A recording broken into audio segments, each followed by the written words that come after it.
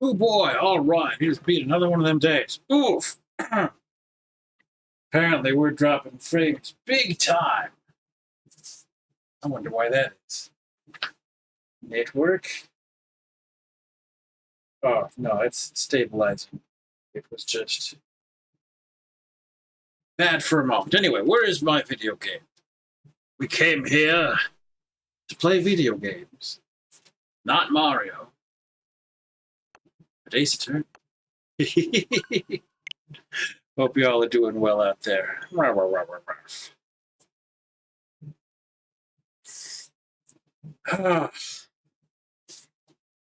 Yes, I can see you lurking in the shadows.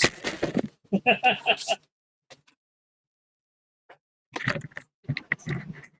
can also drop my microphone / webcam all over the floor. Regardless of that it's on a tripod, it shouldn't be. And should be more stable than that. That's America for you. Where? Okay. So say, where is my audio? All right. Okay. We left off. I think we were just about to start a new one, weren't we? The Rite of Turnabout. Oh boy. Let's see what they have for us.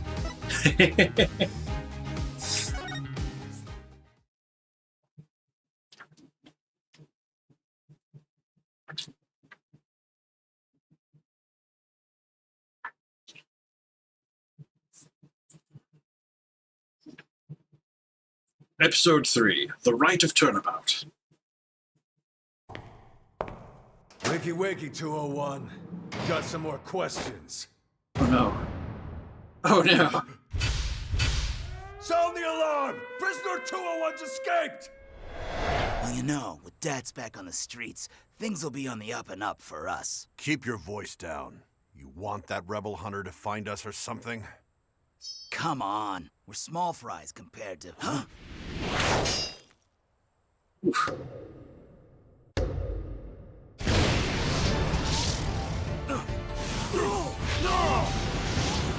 Okay.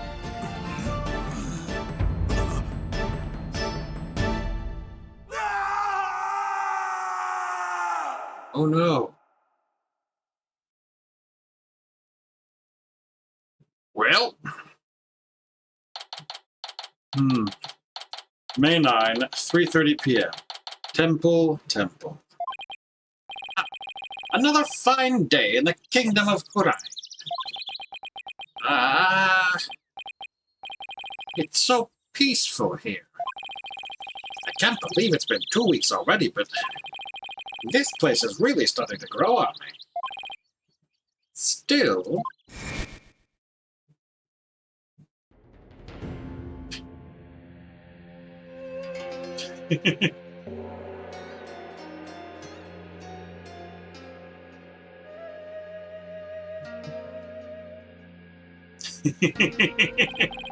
It sure was a rough start.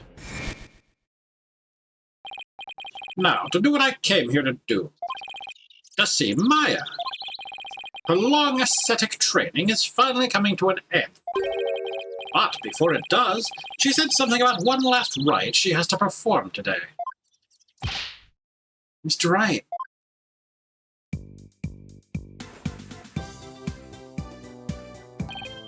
Happiraki. Hey, Albie. Happiraki. Oh, you've mastered the traditional greeting of Kurai? I don't know about that, but I guess all that practicing is paying off. Have you got used to life at the temple?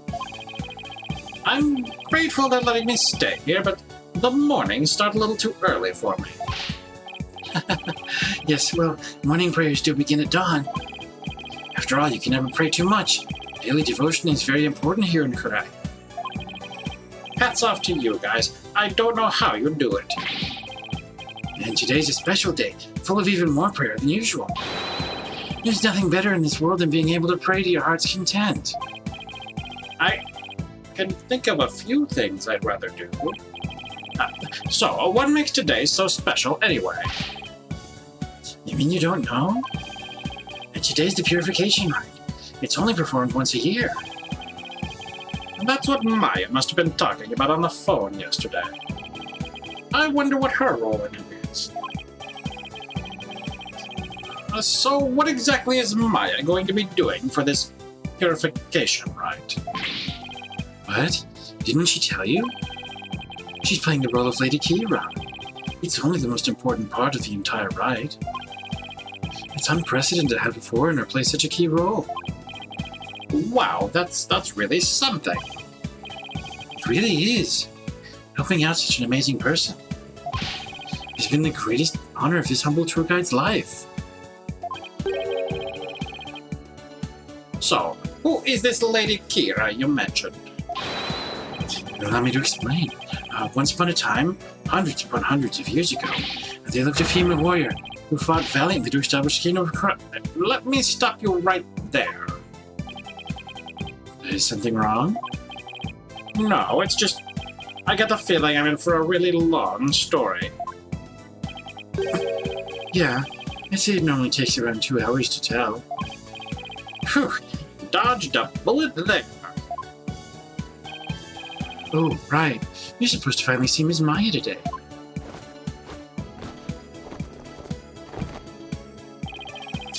The story can wait then. In the meantime, you can read up on the rite with this. Inner Sanctum Rites. The sacred space. What's in my record already? Nothing? Just this young fella. An English guidebook? Where did you dig this up from? I found it just lying there in the temple library. I figured no one's using it, so I borrowed it. Heck, this book belongs to Maya. See, there's her name on the back. I guess there's no harm in keeping this for a while, then. Rite's guide added to the court record. You know, unless she needed it to study for today. And now she's doomed because she doesn't have... Anyway, a guide to Kuraini's rites written for tourists. Miss Maya should already be at the site where the rite is to take place. Let's go to the Plaza of Devotion. I wonder if Maya's matured any since I last saw her. Let's take a look what we got. Alright. Next is the Rite of Water, in which the priestess enters the spring dressed as Lady Kira, and the high priest purifies both Lady Kira and her dagger. There's a full moon, high priest, staging area, priestess, and a curtain. The ceremony ends with the Rite of Flame, in which the priestess circles the sacred flames to purify her soul.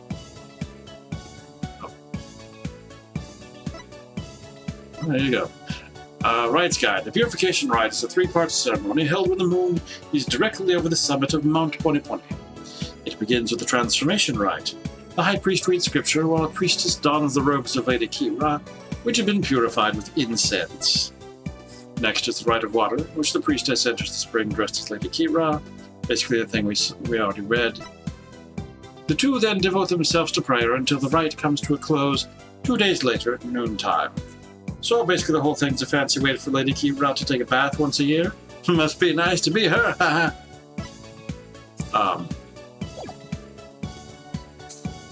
Yeah, tourists.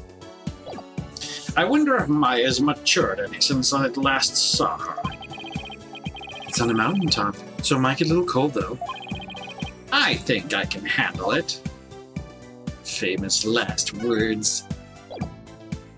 Okay. I don't know if I necessarily need to look around, but sure. This is a really gorgeous spring. You have an excellent eye for beauty, sir. This is the Guiding Waters, the centerpiece of our temple tour. It's a sacred pathway for people's mitama, so don't ever wade into it. Why? What would happen if I did? I don't think we should even be talking about this. Just don't go in it, okay? What's the worst that could happen? But we're okay for now, right? As long as we stay out of the water? mountains. I should offer a prayer now and then, since they're letting me stay here. Let's see. May there be a slightly softer futon tonight. And may tomorrow's breakfast be a little bigger. Wow, I'm impressed by your prayerful heart. Prayer is at the heart of Horizon after all. May the Holy Mother's blessings be upon you. Oh, thanks. Now I feel kind of bad.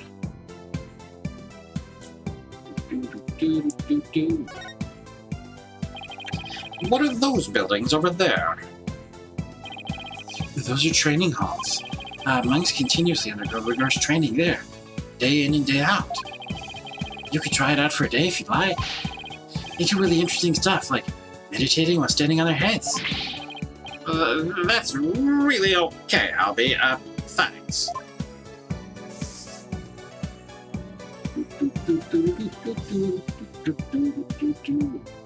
Okay. That appears to be the things. Let's move about. The Plaza of Devotion. Oh. May 9. Plaza of Devotion.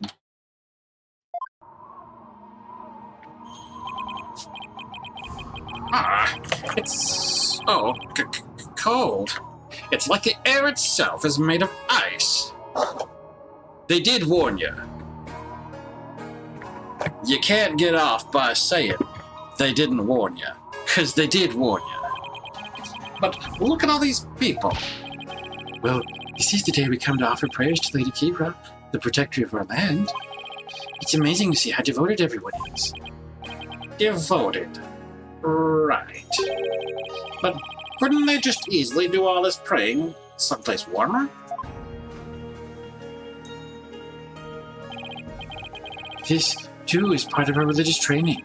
It helps us build strength of spirit and willpower. And further up, at the end of those stairs, is the inner sanctum.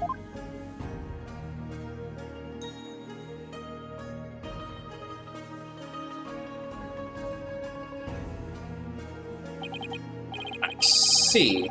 Everyone I've met so far seems deeply religious. Of course we are. After all, Horizon is also known as the land of prayer. They say that we Koreanese spend an average of 15 hours a day in prayer. What? 15? From the moment we wake to the moment we fall asleep, our hearts are always in prayer. You see all the square flags around here? They're known as prayer flags. They contain the prayers of our people. Oh, he's talking about these colorful strips of cloth. There's something written on each one. Such piety is the glory of our people, and I'm afraid that story is going to have to wait for another time, Albie. Maya should be here any minute now. Oh, yeah, you're right. I can't wait to see Miss Maya again. Pardon me, oh noble traveler. Oh. How do you fare, Mr. Rite? It's been many a day. And who might you be?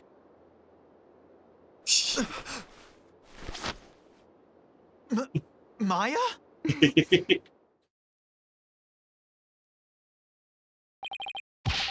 Miss Maya, happy Peraki. Peraki, Albie. And you, Mr. Rite.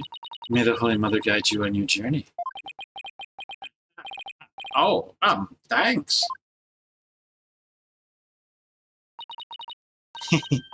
Long time no see, Nick. Well, did I surprise you with my act? Yeah, you can say that again. This is Maya Fey.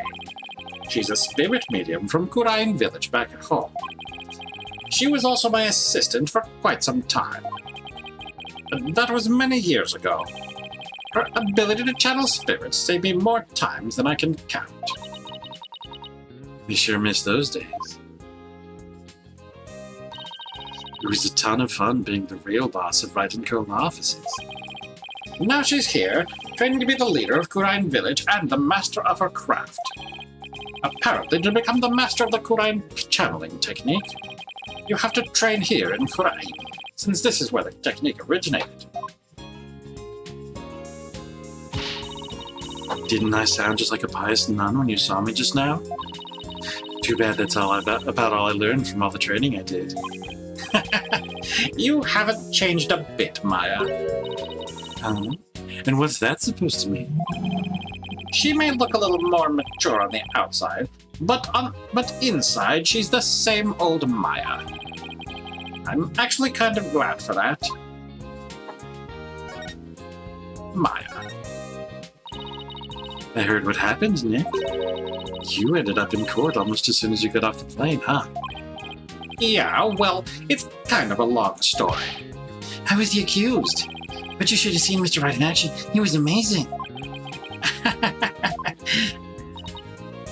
I bet it was another one of your famous seat of your pants come from behind wins, huh? Well, I was almost found guilty any number of times. Oh, okay, so it wasn't my finest hour, so sue me. You haven't changed a bit either, Nick. Ouch. It definitely stings more when it's coming from her. So, I guess you finished the bulk of the training needed to become the master, right? Oh, you mean this special meditation course for increasing spiritual power? Yeah, I've completed the full 2 years. I can finally go home once I perform the purification rite today. Actually, I was wondering why they're having a foreigner conduct one of their sacred rites. Well, the High Priest's wife usually conducts it every year. But with her baby on the way, it's just more than she could handle. So the High Priest practically begged me to stand in for her this year. Well, you may not know all our customs, but with your training, I'm sure you'll do great. I am extremely distressed.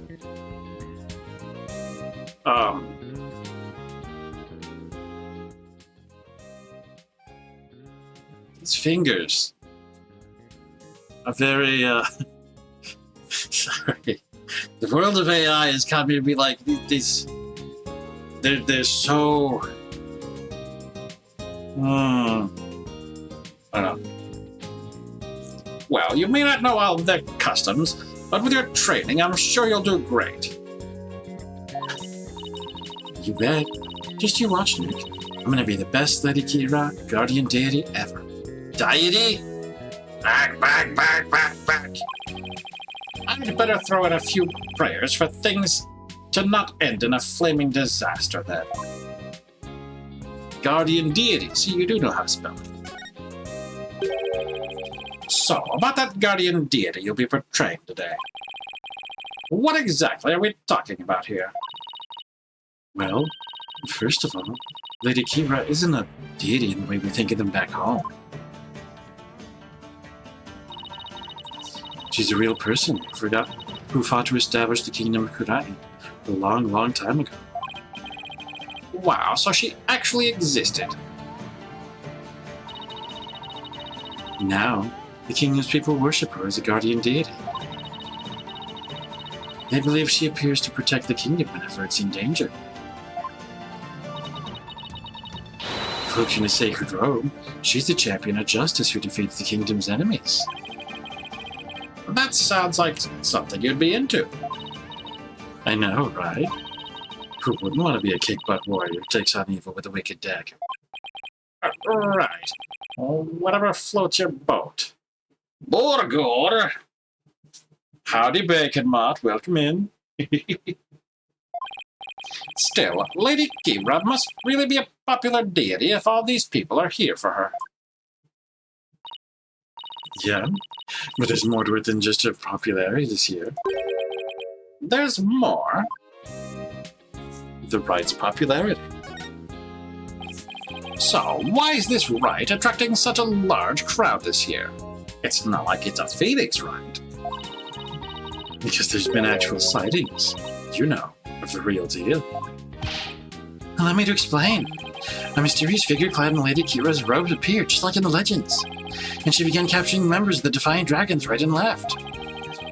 You're kidding, right?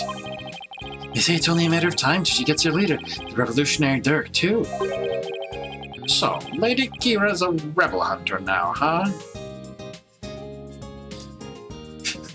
Beating down the common folk in the name of the man. It's a bit hard to swallow, though. I mean, even if they're trying to disrupt the peace. I doubt the actions of a band of rebels can bring a legendary figure back to life.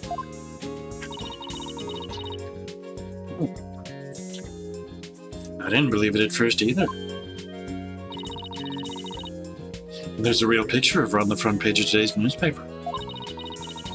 Sightings of her go back about 2 years. This is the first actual picture of her to ever be taken. I can't believe someone was able to actually capture her on film. If only it were possible for other people to wear masks than the person they're of. But couldn't this just be some Lady Kira fan? You know, like you, Maya. You mean, like a cosplayer? But those rebels are no joke, Nick. They're trained in hand-to-hand combat and stuff.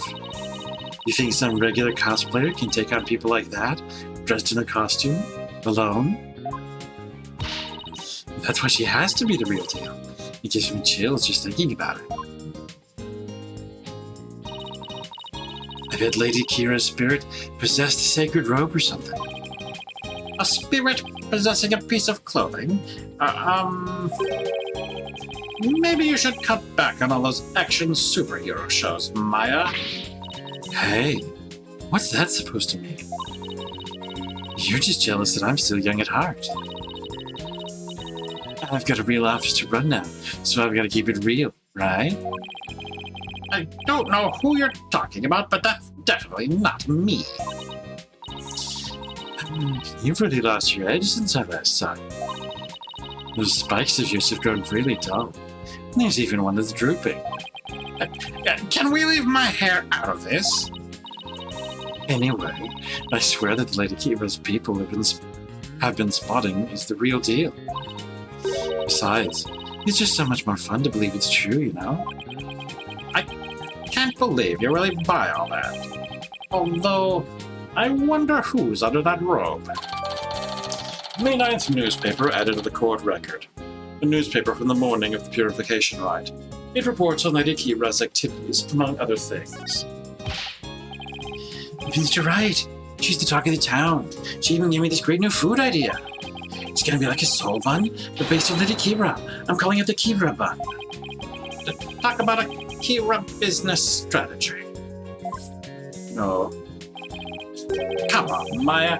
Just admit it's you running around dressed as Lady Kira already. Don't admit. I guess the jig is up. What? Is it really true, Miss Maya? Indeed, it is I, Lady Kira.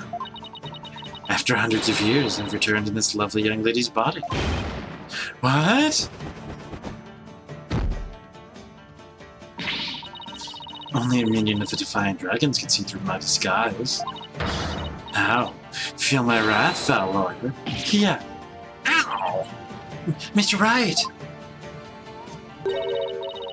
I'm just kidding. I mean, come on.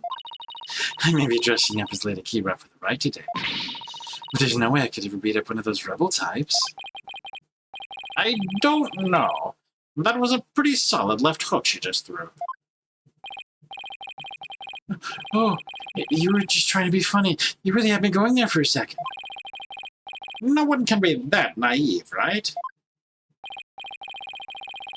Well, I hope you enjoy playing superhero at the Rite today. Oh, when you put it that way, I'm even more hyped about it now than I was already. Jangle! Jangle! Oh, I hear the sound of the High Priest's footsteps. I better get going. His footsteps? During the rite, he wears these really big bells on his ankles. That way I know he's coming. Pretty handy, right? Well, see you later.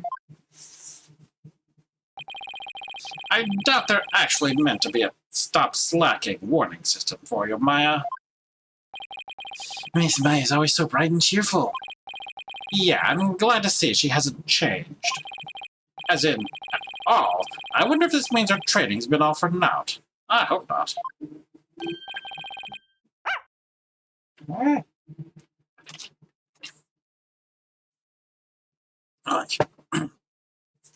Ah, it's Acolyte Zealot. Acolyte Zealot?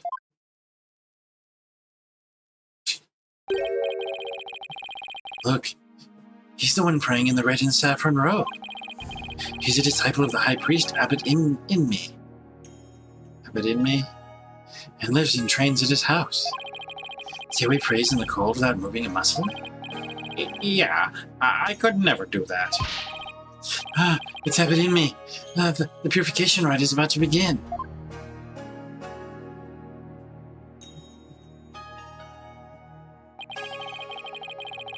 So that's the sacred robe Maya will be wearing during the rite. It looks almost exactly like what that figure in the newspaper photo was wearing. I didn't actually look at the newspaper. Lady Kira returns to Battle Runners.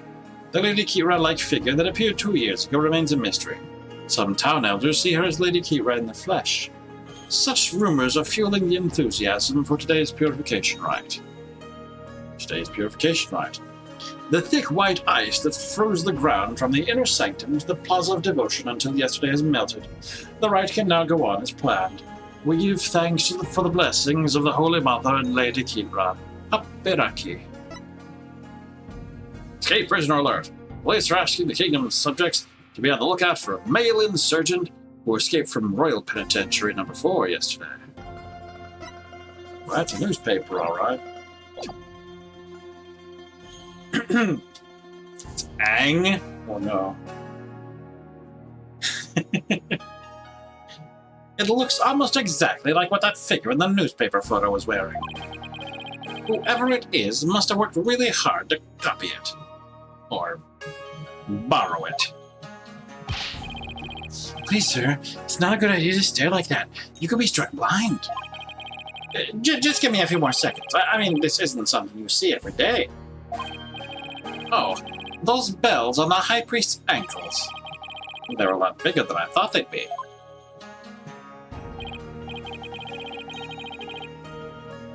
Mr. Rite, it's time to enter the prayer pose like everyone else. Those who don't will suffer the wrath of the Holy Mother. Okay, let's see. First I kneel down and cross my ankles, and then I bow forward. Ouch! Great. Now all I can see is the ground, and my back is killing me. Really should have trained for this, sir. Oh, wait a second. How long are we supposed to stay like this, Albie? The rite requires that we stay like this until the day after tomorrow. That's 2 whole days. I don't feel so. Mr. Rite, are you okay, sir? Somebody help!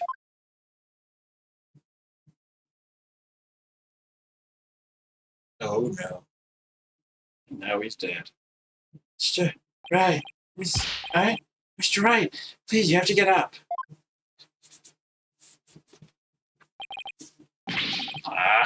Ouch. My aching. Albie? Where are we? The High Priest's house at the foot of the Plaza of Devotion. I guess I passed out from that back pain. They must have carried me all the way here. Isn't it a shame to get old? Something terrible's happened. It's Miss Maya. She's... Oh, just follow me to the Plaza of Devotion. Something must have happened while I was passed out. Miss Maya's... She's been arrested. What?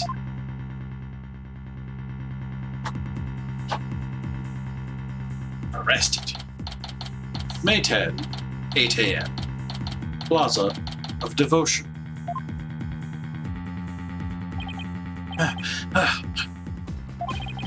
Where's Maya? Just take it easy, all right? I'm telling you, I haven't done anything wrong. You can talk all you want back at the station. Let me go. Maya! Nick, I didn't kill him. I swear I didn't. Quiet, you. Come along peacefully or suffer the consequences. Wait a second. What on earth is going on? I don't know who you are, but if you don't get out of my way... Hey, back off, officer. Oh. Emma? Emma Sky? What's she doing in Crane? I'm so sorry, Mr. Wright, but we're placing Maya under arrest. Who'd you get accused of killing this time? Everybody! All right. Take her down to the station, but with respect. Got it? What's she doing here? Yes, ma'am. Nick.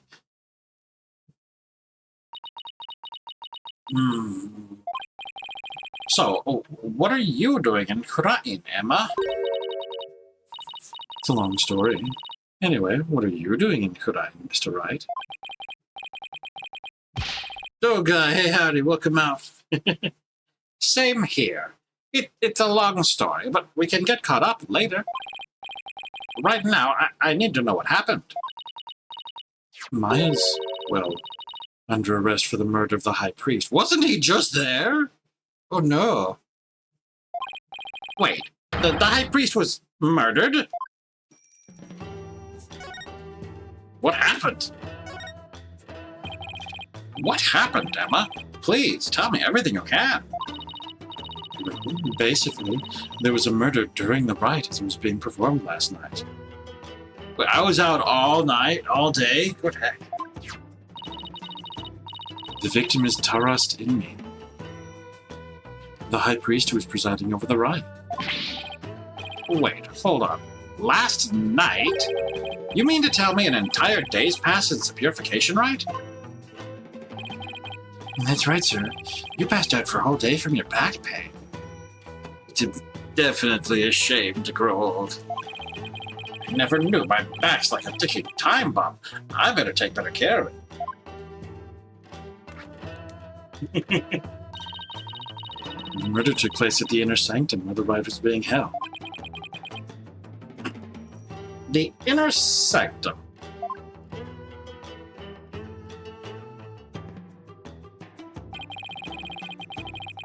It's a place where the spirit of Lady Kira is enshrined.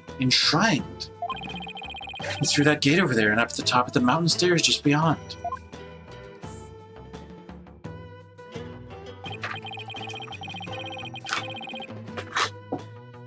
Oh, so that's why everyone is offering their prayers in that direction.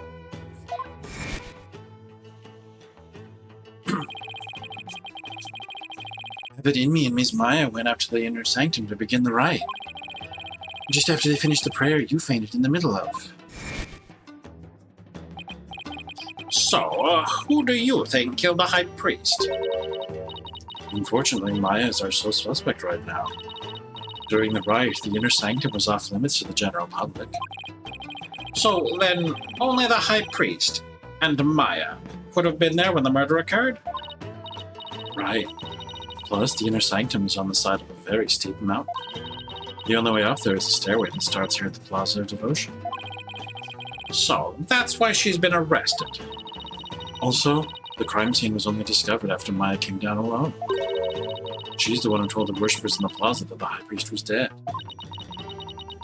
And she made a police statement to that effect. So, she was the first one to discover the body.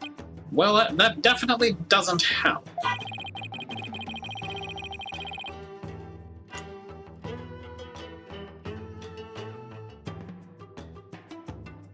Wait a moment, we got a car alarm going off. That makes it even less likely that someone else was there at the crime scene. Mr. Wright, sir, are you going to defend Miss Maya? Yes, of course. There's no way she killed anyone. Yeah, I don't believe it either. She's been framed. But this is really something else, huh, Mr. Wright? I mean, who'd have thought you'd have to take on that horrible court again? Oh no.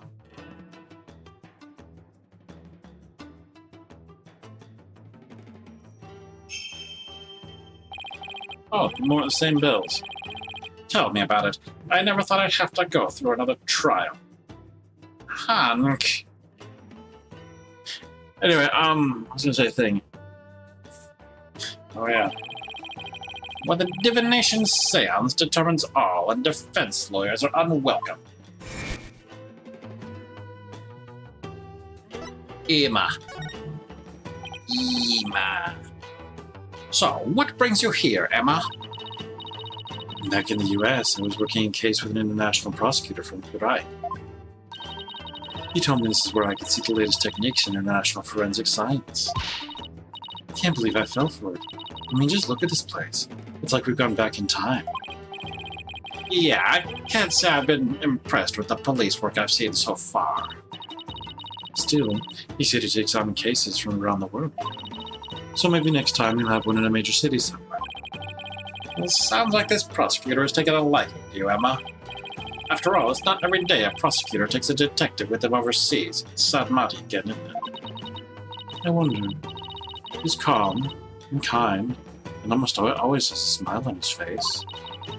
But it's hard to tell what he's really thinking. This international prosecutor, is he the one who handled Trucy's case? Yes, he is. I take it he'll be the prosecutor on this one, too? Yes, Prosecutor Sadmati's already been assigned. Prosecutor Sadmati? Polkonka! You know him, Albie? Of course. Everyone in Kurain does. He's a highly revered individual, both as a prosecutor and a monk.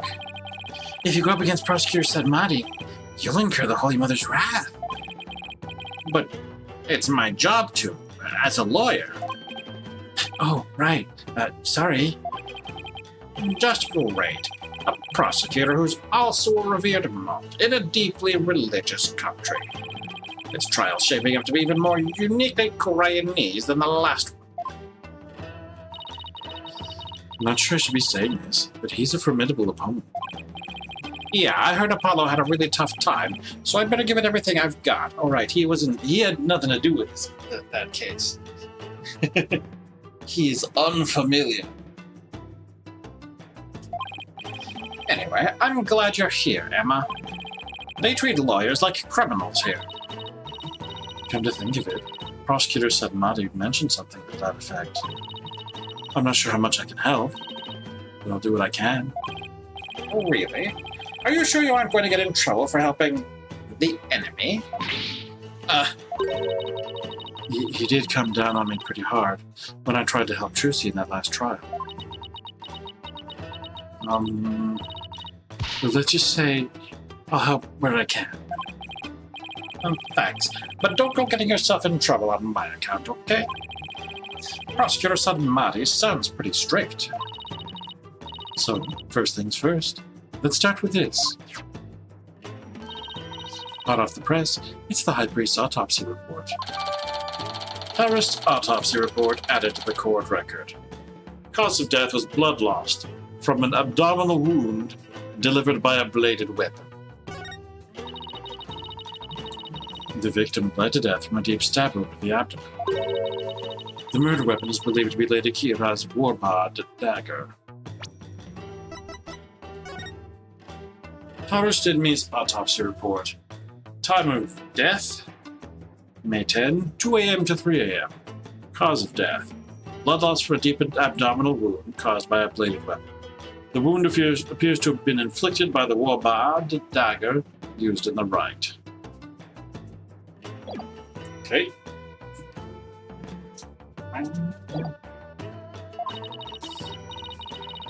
It's used during the rite, however, the dagger is yet to be found. Lady Kira's dagger, huh? I think Maya mentioned something about a dagger. Who wouldn't want to be a Kikwa warrior who takes on evil with a bladed dagger? With a wicked dagger? Right, whatever floats your boat.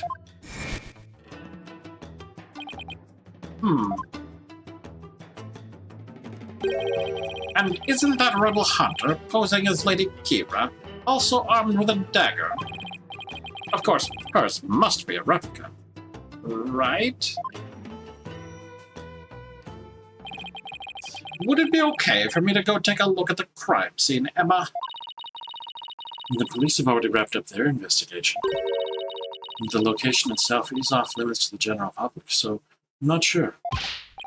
Emma, please, I'm begging you. Just like the police, I need access if I'm to mount a viable defense. All right, then. Leave it to me. I'll explain the situation to Prosecutor Sadmati and the police later. Thanks, Emma. You have quite a climb ahead of you, so be sure to watch your step. Wait, you're not coming with me?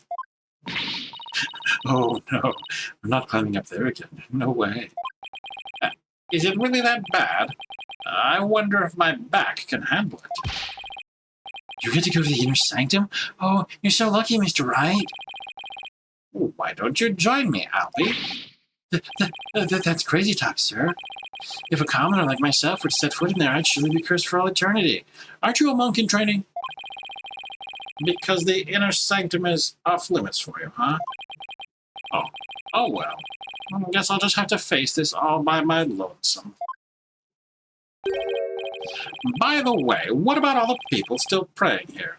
Aren't they going to go home? The customs of this rite require that they not move from this spot until tomorrow afternoon. After all, we'd have to pay artists to pay everything that's underneath them. It doesn't faze them to have police milling about. Some of them are even off-duty cops. Wow, I guess this is what it's like to live in a deeply religious society, huh? Good. We've done our talk.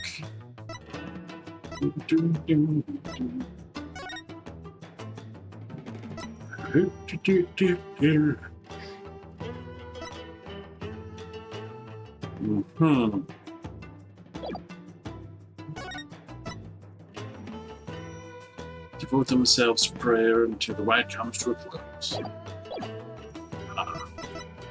Well, up we go. Oh, double up, heck.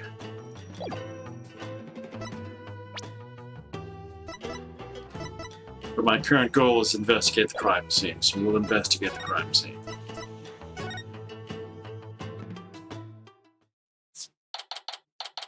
May 10. Inner Sanctum.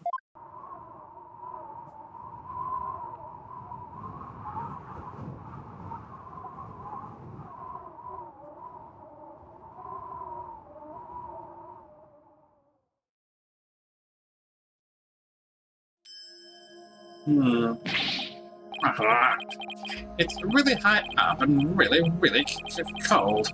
What did I do to deserve this?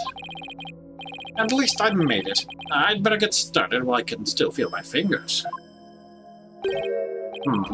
Who's that? It kind of looks like...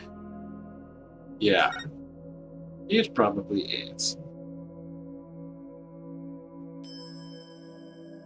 There really isn't much else to examine, actually. Just the person.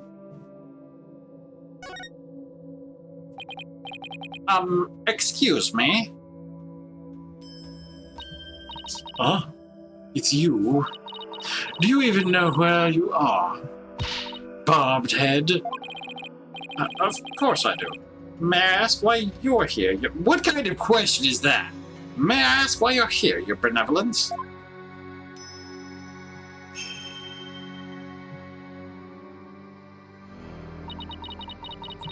I came to pray for the High Priest's soul. But what are you doing here? This is one of the most sacred spots in Riteism. Unscrupulous lawyers such as you have no business being here.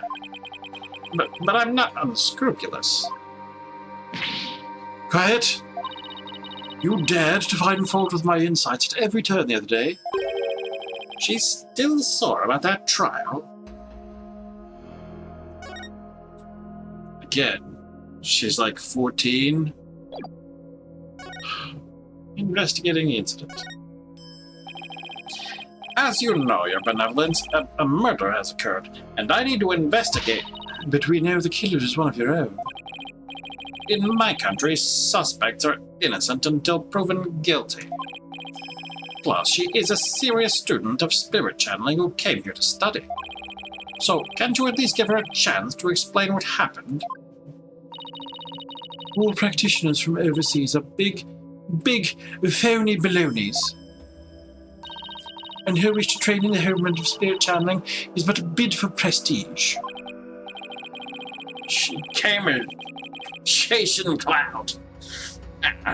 It seems like nothing I say will convince her otherwise, thanks to that last trial.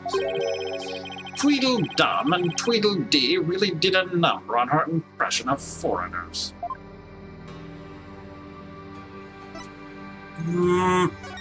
Defense.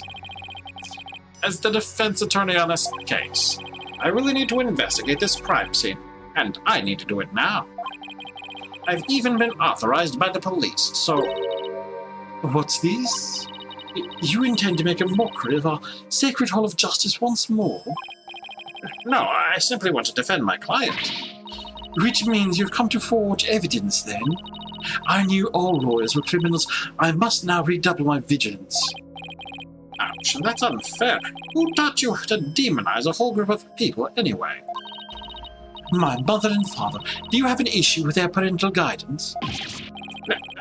No, I never dare criticize the royal couple. I still can't imagine what the lawyers here must have done to garner such hatred. Oh, no. I just had the most wonderful idea, Barbed Head. Why do I have a bad feeling about that glint in her eye? The most wonderful idea. So, what's this most wonderful idea of yours? If you are to investigate this murder, then I shall oversee your every move so as to prevent any misdeeds, naturally. What? You want to follow me around the whole time? I mean, you know, to witness you're not doing anything wrong. It's not a bad thing.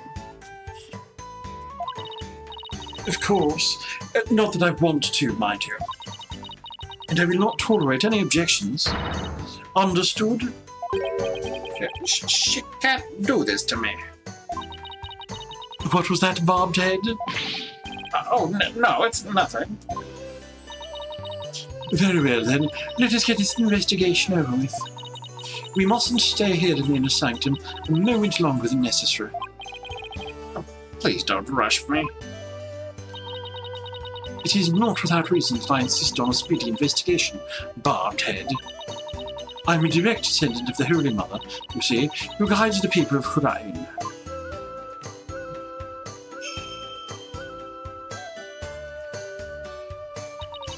As such, I must not sully myself with the blood of battle that Lady Kira bears.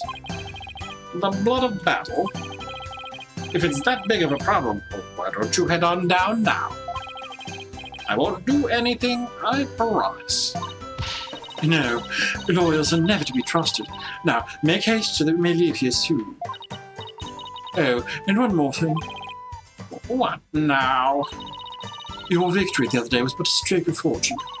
But this time my insights shall reveal the absolute truth. So brace yourself to defeat most bitter, lawyer. I will. Now, can I get it on with my investigation? As long as you know where we stand. I'd better hurry up and poke around for clues before she changes her mind. I can talk to her too. Let's chat. Could you tell me about this place, Your Benevolence? I have nothing to say to you, lawyer. Oh, is that because you don't actually know much about it? Wow, way to troll. You ill-mannered! I am the crown princess of Rite. There's nothing I do not know. Nina? Whoa, where'd she come from? Hey, no cheating. Silence, Barbed Head. Nina's knowledge is my knowledge. End of discussion. What is she, your pocket internet? I mean, that is a job that people had in the past. You'd be a servant called a nomenclator and tell people, who is this? How should I know them?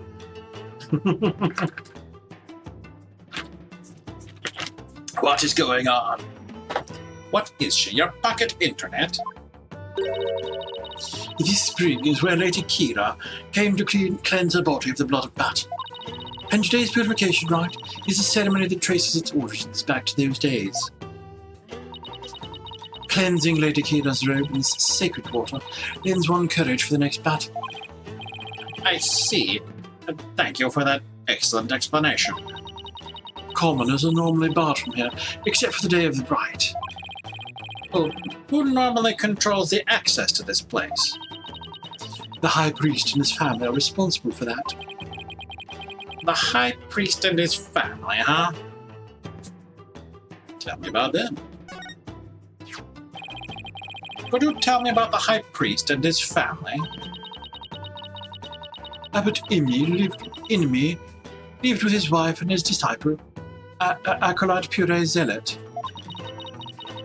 A young man the couple took into their home upon finding him near our kingdom's border. Speaking of his wife, isn't she the one who usually plays the role of Lady Kira? These names. Yeah. Yes. But as she is with child, the role was appointed to someone else. The killer no doubt offered to stand in, as she sought a chance to slay the High Priest. No, you have it backwards. He was the one who asked Maya to stand in. Then that braggart must have embellished her qualifications. I'm really not sure how she could. Besides, why didn't you stand in for the High Priest's wife then? Did I not tell you before? As a direct descendant of the Holy Mother, the role of Lady Kira is forbidden to me.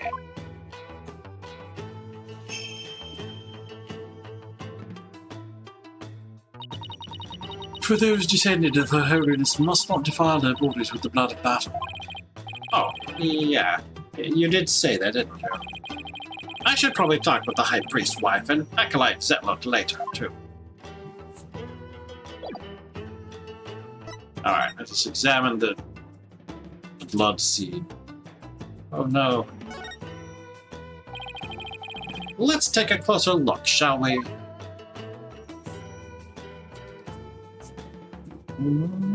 Oh, we have all sorts of stuff going on.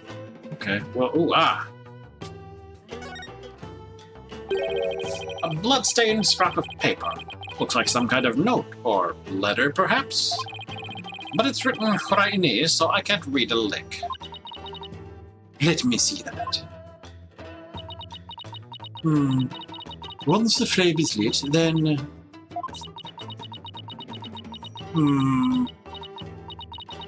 will be... Well, this is simply impossible to read. Wait. What is it?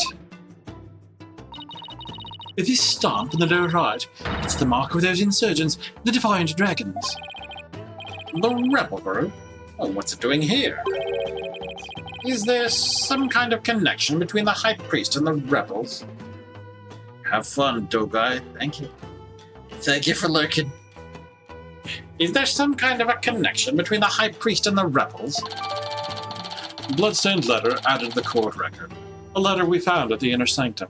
A giant bloodstain makes it impossible to read in full. Oh, we just take it off the ground like we don't care. Okay. Oh, it's pool of blood. Oh. It's been stained red by the High Priest's blood. The spring shall run red upon Lady Kira's return. What's that from? An old legend. Wait, does that mean that the rebel-hunting Lady Kira in the newspaper is the real deal? Nah, that's crazy talk. What about that? Okay, costume. Hey, isn't this Lady Kira's robe? Oh, holy mother! Lady Kira's robe is... I know how you feel, but we should leave it as it is to preserve the crime scene. You imbecile! This is the actual robe Lady Kira once wore. It is? What the heck is it made of? I mean, nothing should look this good after a few hundred years. Enough. If I say it's the actual robe, it is the actual robe. That foul murderer should not get away with this. It is tough to see a piece of history sloppily tossed on the ground like this, though. It even looks like it's been mended a number of times. This robe kinda smells... How dare you insult such a sacred piece of clothing like that? No, I meant that it smells like incense. Oh, I see. The scent you detected is from the sacred incense used to purify Lady Kira's robe. Whenever a rite is to be performed, the robe is first scented with sacred incense. If it still smells like incense now, the scent must have been much stronger last night when the victim was killed. Right. Whoa! This is blood! Just being surprised by that, why? This is a statue of a war bird, the bird on which Lady Kira based her appearance. And all of this blood is from the High Priest, huh? He no doubt embraced the statue in hope that Lady Kira would save him from death. May his soul rest in peace. Considering the amount of blood, he must have been stabbed with considerable force. But there's no way Maya would be strong enough to deliver such a blow. I tried to make that argument in the last case. For a girl even younger than Maya, but back.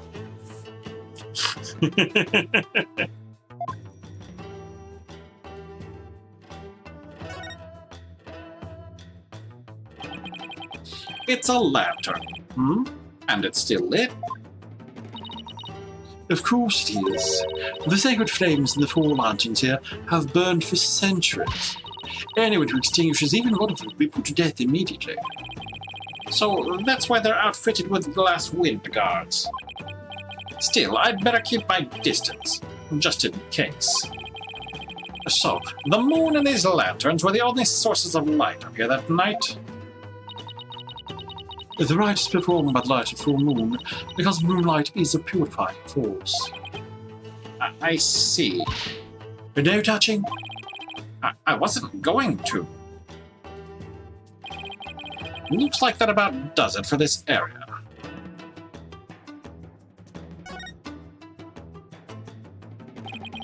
Oh, there you go. What an amazing wall painting. So this is Lady Kira.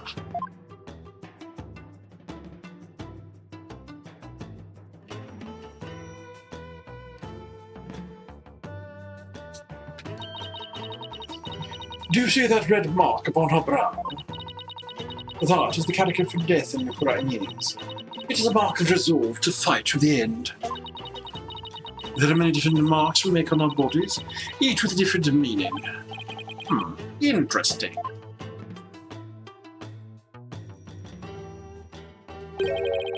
Come to think of it, you have marks on your face, Your Benevolence. So did the High Priest. The High Priest's marks are those of a monk, while mine are of a royal priestess.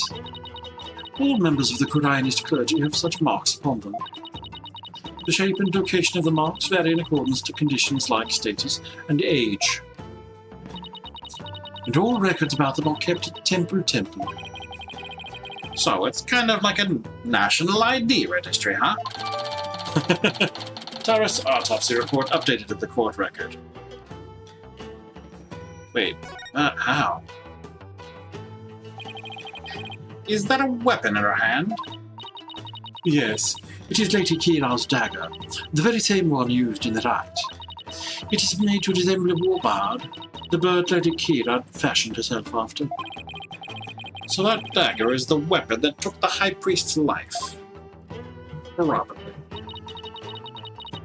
If you wish to know more about Lady Kira, you need but ask. I get the feeling she's going to be super relevant to this case. I should definitely ask the princess for more details later. What do you mean updated? The wound appears to have been inflicted by the warped dagger using Rite. Taurus Inmi's face tattoo. The mark on his face is one borne by all members of the Kurainis clergy, somewhere on their bodies. Records of who has what mark and where are kept at temple. And you just wrote that on the autopsy report? Phoenix.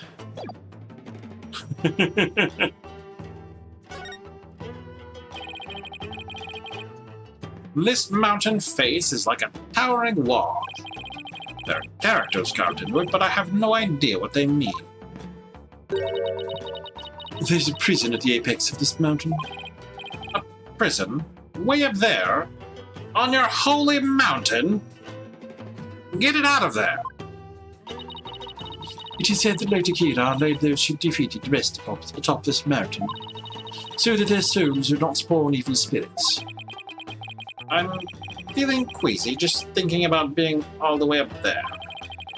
And the fact that it's a prison just makes it worse. Agreed. Abolish prison. Oh, that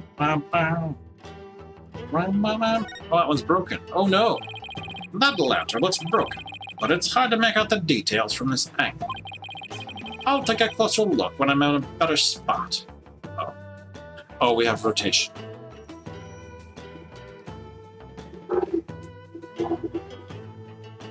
It's getting loud outside.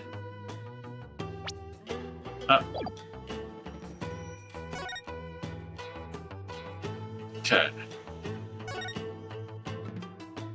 Alright. Whole bunch of things. Fun stuff. Alright. We have the mountain scenery.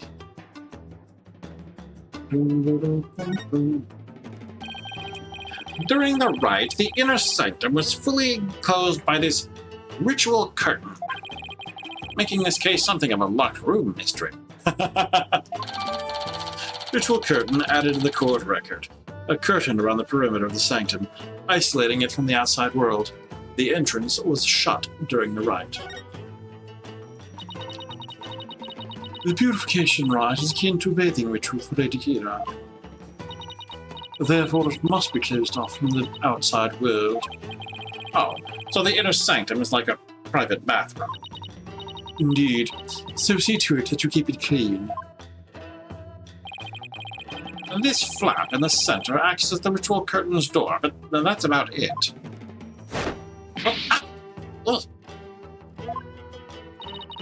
And what was that shrill scream for just now? It's just... I'm afraid of heights. I didn't notice it as I was climbing up, but now that I can see all the way down... Oh, I guess that flight of stairs from the Plaza of Devotion really is the only way up or down. Yes. Up. Tattered flags. There's something hanging off the ritual curtain there. Oh, heck. These look like those prayer flags down in the Plaza of Devotion. Except they're arranged like no prayer flags I've ever seen. How so? All of these flags have been sewn together. Hey, you're right. It's like they're one big banner now. There is something written on a piece of it. Donated by Taurus Inmi. It seems this piece is from a donation Abbot Inmi made at some point. Sanctum prayer flags added to the court record. Prayer flags found outside the ritual curtain. They've been sewn together into a log banner.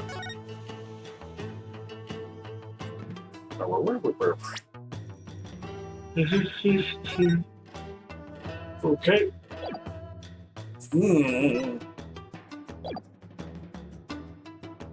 Okay. It's the broken one, but that's... That lantern looks broken. Okay, so bad angle still, okay. If you insisting.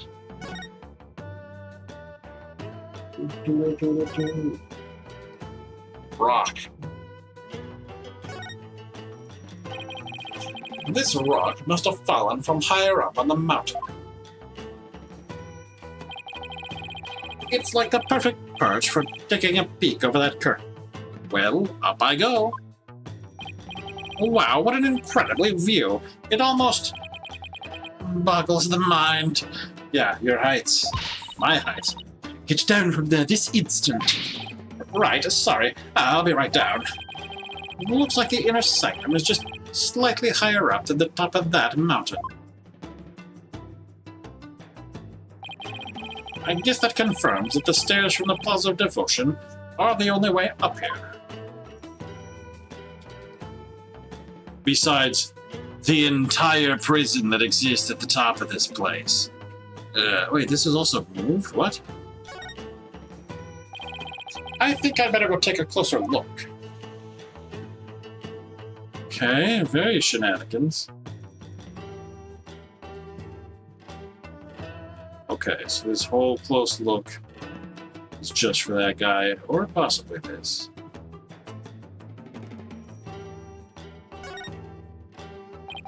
This lantern is damaged. The wind guard is completely broken. The candle's still going. Damaged? Was this your doing? No, I didn't even touch it. Then perhaps a falling rock struck it. I would request that it be repaired when we are finished here. Of course, I doubt you will live long enough to see it restored. I'll be back to take a look. You'll see.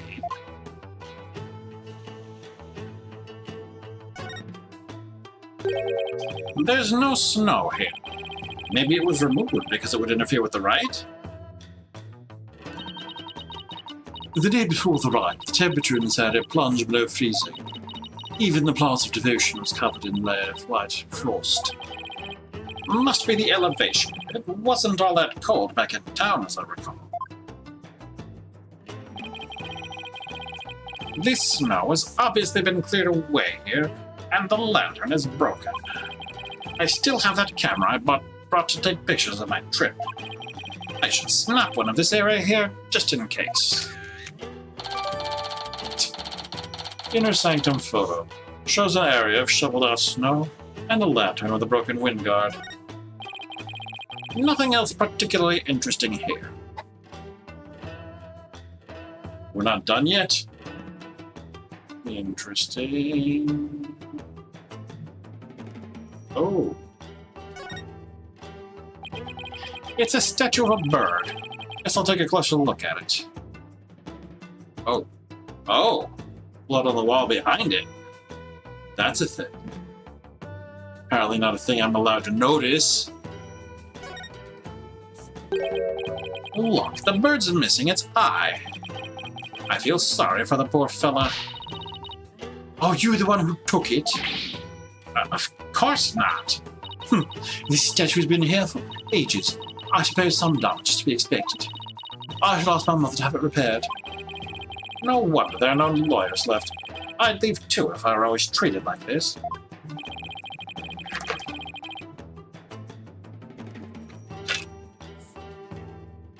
Heck, I don't think I'll find anything else of interest around here. Still think it's wild that there would be blood behind this statue. Like all over it, sure. Anyway, okay.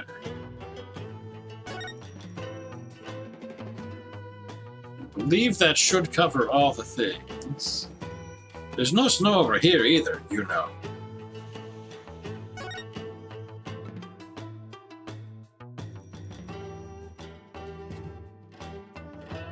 Okay. Lady Kira. So could you tell me more about this Lady Kira? As an outsider, I suppose your ignorance is all but unavoidable. Whatever happened to you need to but ask? Nina?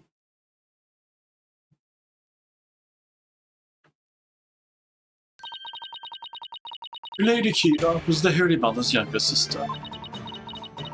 But unlike her older sister, she lacked the ability to channel spirits.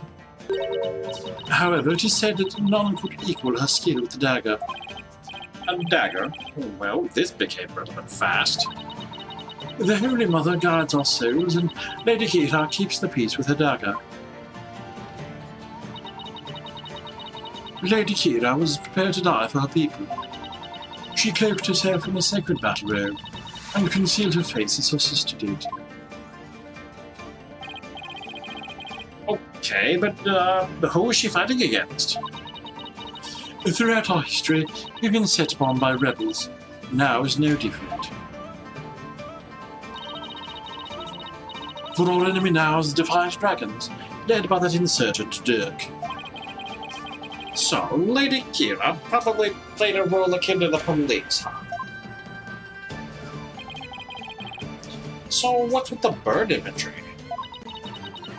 Lady Kira's robe is fashioned in the likeness of a warbird. It is a fearsome bird that is unique to Kurai. I see. And what about the recent rebel hunter, Lady Kira? Who do you think she is? I have heard about her, but I have yet to ascertain the truth. However, I believe her to be a vigilante, or more precisely, a patriot.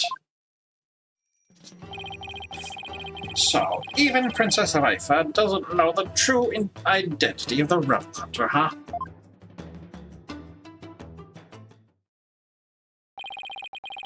That about does it for the inner sanctum. I should probably head back to the Plaza of Devotion and let Emma know I'm done. After all, she's the one putting her neck on the line for me to investigate this place. Okay, I'll talk to her about that about Brackback. Alright, we already did the examination. She said that she had to go to places. Let's go places. Detention Center. Ah! She's still here! May 10, Detention Center. Looks like Maya's still being questioned. I'll just have to come back again later.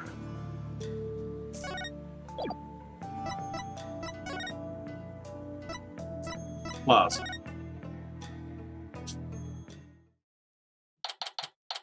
May 10, Plaza of Devotion. Wow, they're still praying. The religious devotion of our people is the pride of our kingdom. Come what may, they will continue to pray until tomorrow afternoon. Well, I will say this. This level of devotion is certainly to be respected. Now, to find Emma.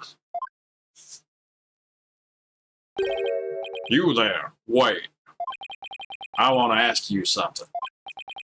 Okay. Do you know me? And do I know you? Oh no. Well, I'm Phoenix. Phoenix Rite. I'm a lawyer. No. I want to know if you know who I am. Huh? How should I know? I've never even seen you before. Have I? Should I know this person? This guy's acting really strange. I wonder if he has amnesia or something. Well, do you know who I am? We have a customer who doesn't know who they are. I should talk a little more, just in case he's connected to this case somehow. Alright. Who are you? Are you having trouble remembering who you are? I'm sorry if I offended you. Stick lizards! Phew, I thought he was gonna pull a weapon on me. But he's just pulling some snack out one after another. I'm trying to remember what I'm supposed to do. I know it's something important. Do you know this man or something, Barbed Head? No. I just said I've never seen him before, didn't I? Are you Lady Kira? You know of Lady Kira? Then you are Kurai's, I take it. Champ. Maybe? Wait, are those lizards he's eating? What, you want one? No, thanks. I just ate. Ah, now I remember. Get a load of this.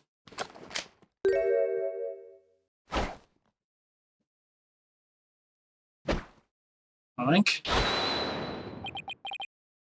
Well. Well, what? I believe he suffers from a far more serious malady than mere memory loss.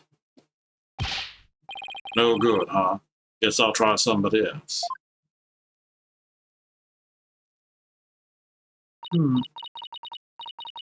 So, who was that man and what did he want, Barbed Head?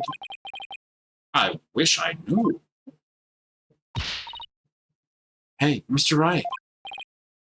What now?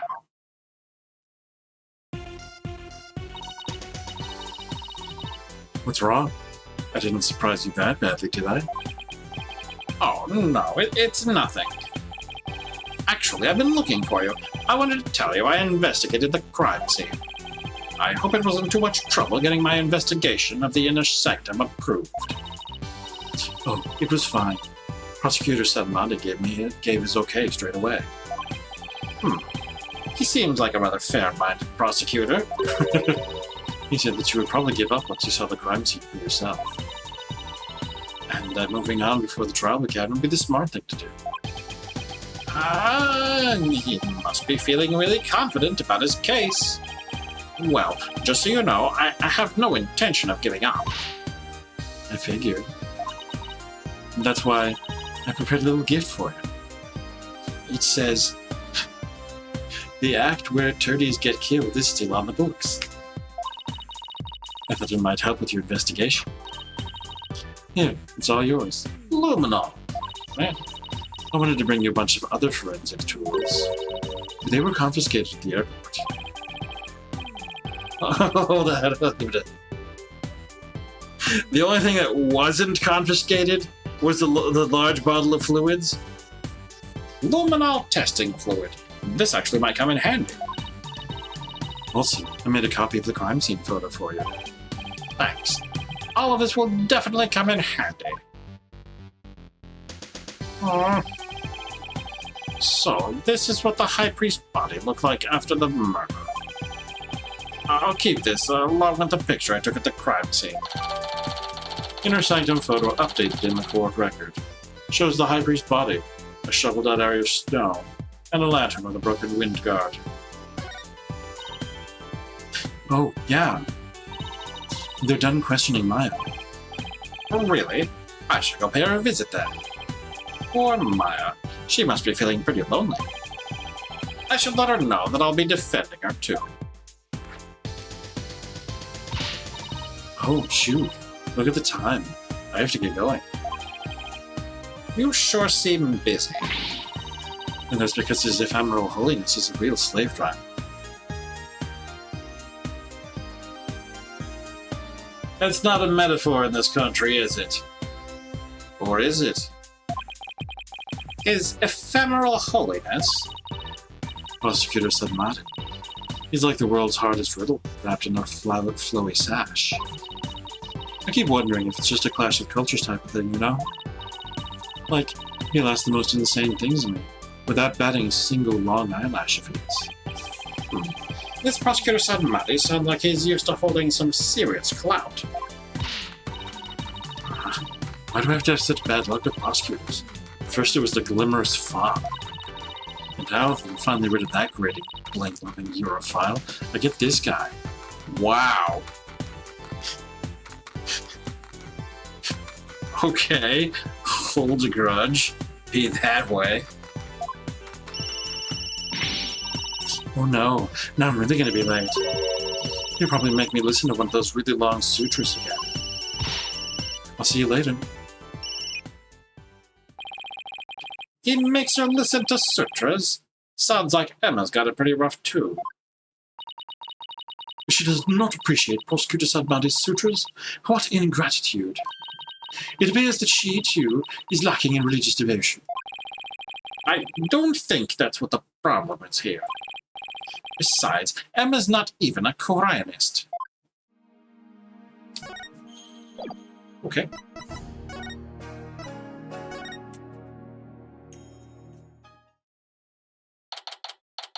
May 10, Detention Center.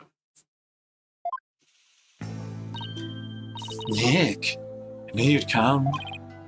Maya, she sure looks tired. How are you holding up? It wasn't me, but no one will believe me. I have to admit, I'm still a bit in shock.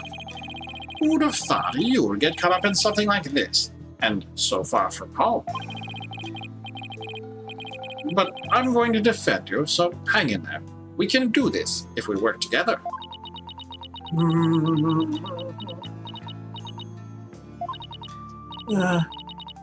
This is all my fault. I mean, you came to Hurain just to visit me. We hadn't seen each other in ages, and then this happens. I haven't seen her this down in ages either. Come on, remember who you're talking to. Besides, I thought you'd be used to being the usual suspect by now. Okay, I don't think any of this is helping. Remember who you're talking to. Yeah, ego. And then you're the usual suspect. Necking. Guess you're right. And you save me each and every time. Yep. So just tell me everything you can and let's go from here. Tell me everything you can and let's go from there. Barbed Head, stop stalling and go straight to the matter of true import. We know she's the murderer, therefore it is time for her confession. Your benevolence. What brings a royal priestess to a place like this? I'm watching over this lawyer to keep him from trampling with anything in this case. Now, out with it. Confess to your crime. Please, your benevolence, could you please take it down a notch or three? Maya, please tell me what you can. I know this must be difficult, but anything you can remember might help. Sure, okay. The incident. I didn't kill the High Priest. I wouldn't even dream of it. I mean, he always treated me so well. Abbot Inmi was an important figure, with a ton of duties, including training acolytes. He was really kind, even to a foreigner like me. He even invited me over to his house whenever I was between training sessions. How could I ever kill someone like that? He sounds like a really good person. I think I would have liked him. It was so much fun. I got to enjoy meals with his family and everything. And his wife was a master of Koreanese cuisine. I've never eaten better in my life. It's like they were her family and home away from home in this foreign land.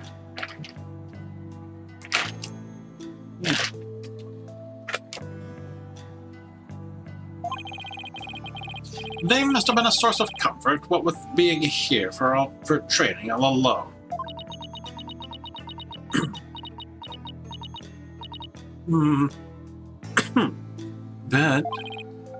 But what? I can't completely deny the charge either. Eh? Huh? As I suspected, the snake has shown her true colors at last.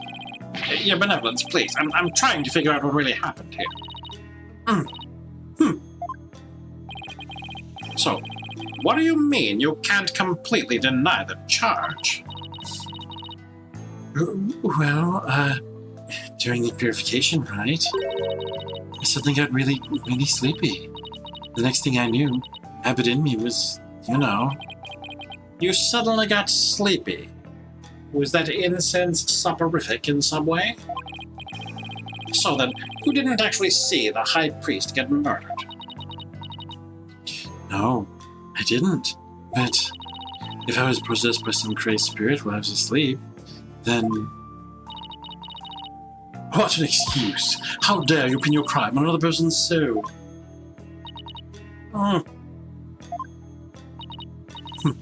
Be honest, what you call training is but an extended vacation in reality.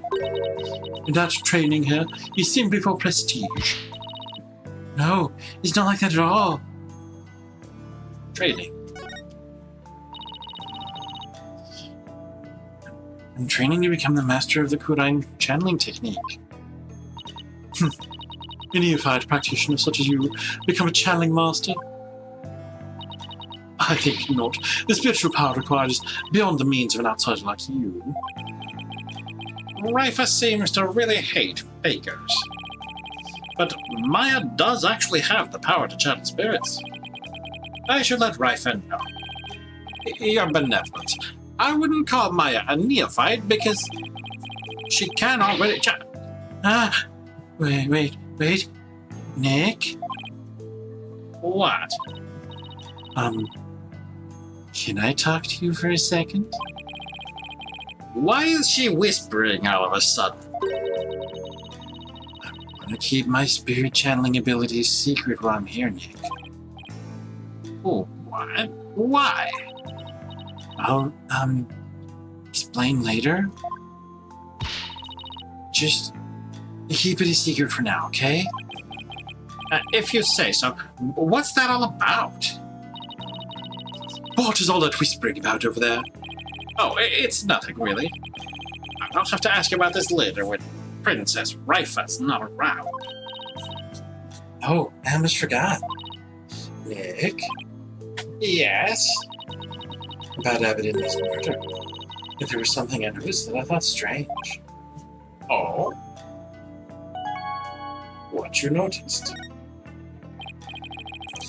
So, what was it you noticed? Well, you probably won't believe me, but Why don't you let me be the judge of that? okay. So, you know that spring? The spring? You mean the pool in front of the Warbard statue? Yes, that. The water in there was dark red. And when I say dark red, I mean blood red. Oh, that? Yeah, I saw it too. You did? Yeah, the High Priest's blood turned it red. What? No, that's not what I meant. The spring was red before he was killed. What? Wait, so it was already red even before the High Priest was killed? Yeah. I noticed it during the purification rite, just before it passed out. It's just like the ancient legend says. What ancient legend? The one you just got told about a minute ago. Spring shall run red upon Lady Kira's return. And that's how it goes, anyway. Hold on. Yes, there is a legend about the inner sanctum that says just that. But the water runs red this time thanks to the murder. The police investigation confirmed it. Perhaps your eyes were deceived by the lantern light reflecting off the water. I don't think that was it, though. An ancient legend, huh? I wonder if it's connected to this murder somehow. Maya's statement added to the court record. On the day of the rite, the water in the spring was already stained red when Abbot Inmei and Maya arrived at the inner sanctum.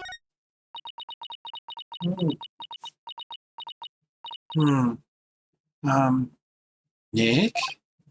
Yes? So, actually, there's one more thing.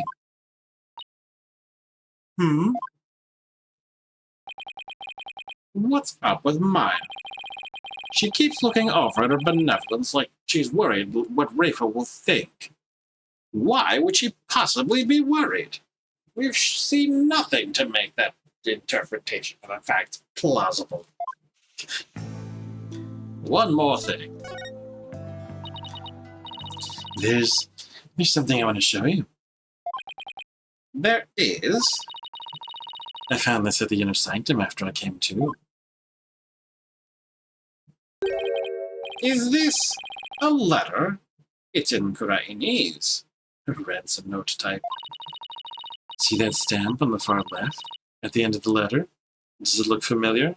It's the glyph for death. This red stamp here. No? That's the mark of Lady Kira. Oh, right. It looks just like the mark on her forehead. Lady Kira, you say? Let me see that. Why, this is... What? What does it say?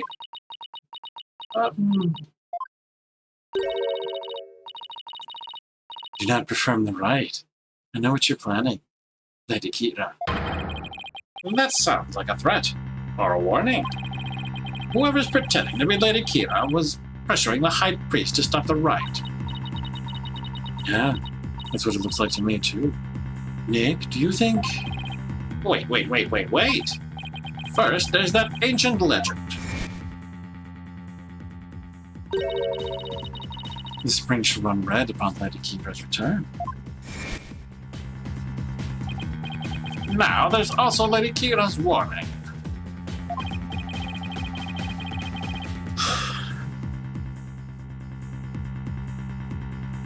Plus, with the Warband dagger being up as the murder weapon. Don't tell me. And that's why she has to be the real deal. Gives me chills just thinking about it. I bet Lady Kira's spirit possesses a sacred robe or something. Don't tell me. You actually believe that the real Lady Kira returned to kill the High Priest? Don't be silly, Nick. Historical figures don't come back to life. I mean, give me a break. But... You were saying only yesterday how it's more fun to believe that she's the real deal. Yeah, yesterday. I wish I could keep on entertaining that fantasy, too. But the fact is, we're dealing with a murder here. Thus, my days of dreaming have come to an end. Aww. I'm gonna keep it real from now on. And you should too, Nick. I thought you said I was the boring one because I was keeping it real. Sorry. I guess I've outgrown that stepladder argument we always have. I think you mean ladder, Maya. Keeping it real. So, what do you mean by keeping it real? Oh, so, you know how someone is dressing up like Lady Kira and capturing rebels, right? Oh, you mean the rebel hunter Lady Kira in the papers? Yeah, that one. I think that's who probably sent this warning. What nonsense is this? You dare to suggest that Abbot Inmee was slain by Lady Kira? You nincompoop. Eh? The rebel hunter is sure to be a vigilante who loves this kingdom. And it is that patriotism that led them to cloak their identity in the guise of Lady Kira. Such a patriot would never slay the High Priest. I guess it's only natural for Princess Rite to see it that way, but I can't let it go at that. Besides, why would a vigilante want to stop the purification rite in the first place? I haven't figured that one out yet. I rest my case. Still, if this rebel hunter had a compelling enough reason, they might have killed the High Priest after he ignored their warning. You big dummy, you can't fool me. It was you who forged that warning letter. You are trying to shed your guilt onto our most sacred Lady Kira. Admit it. No, I never do such a thing. Now, Your Benevolence. Let's try to remain rational about this.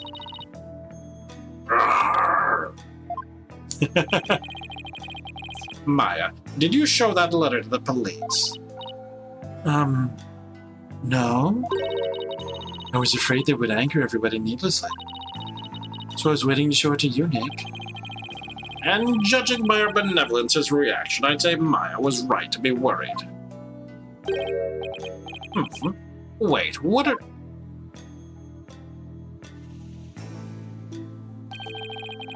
There are a number of places on this letter where there are 3 holes in a row. Are these supposed to be some sort of a message, too? Was it stapled? Not that we'll be finding out anytime soon, I suspect. Hint. Lady Kira's warning added to the court record. It appears to be from Lady Kira to the High Priest. There are holes in rows of 3 all over it. 1. Monk! Alright, accused. Wrap it up.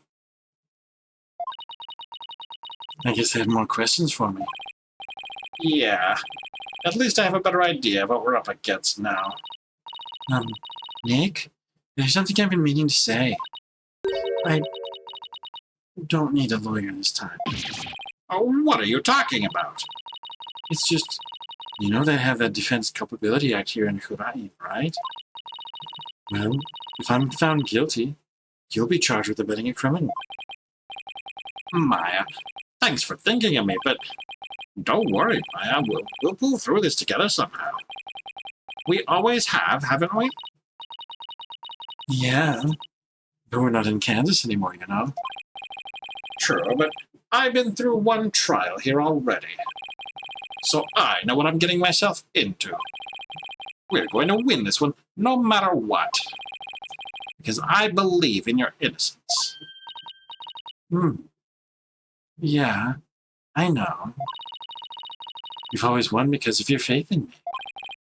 That's right. So it's all aboard the Phoenix Freedom Express. Choo-choo! That's not how that goes. Thank you, Nick. Well, I'll see you later. Bravado will not save you tomorrow, and by then it will be too late to ask for mercy. We're going to beat this charge. You'll see. I don't care to understand every single word that was spoken, but I don't like the sound of that Phoenix Freedom Express one bit. Wait. Don't tell me you don't know what Freedom Express refers to. Ah!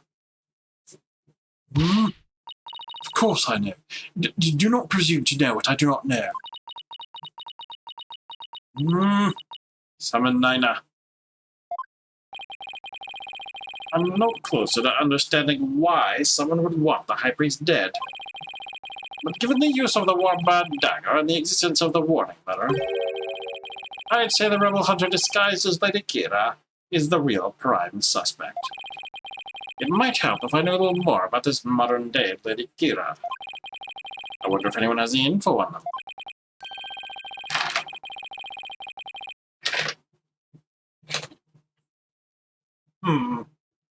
Maybe the first thing I should do is to go somewhere where locals like to gather. You mean the mountaintop for devotion? You mean the... Break. Won't speak to you. Apparently there's a bazaar.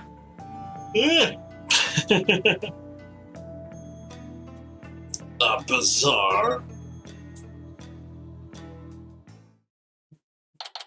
Alright, that's where we started. May 10, Hurain Bazaar. I guess the bazaar is as good a place to start as any. Now, who should I...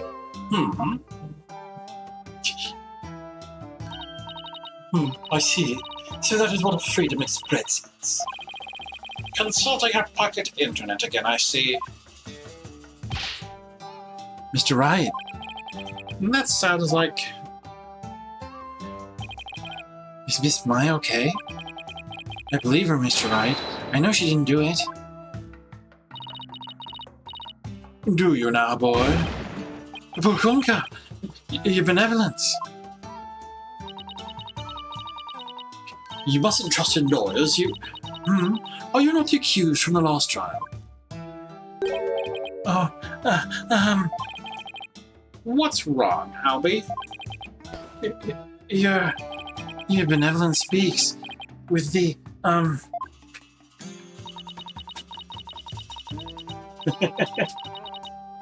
You may speak in the vernacular, little monk. Now, what is your name?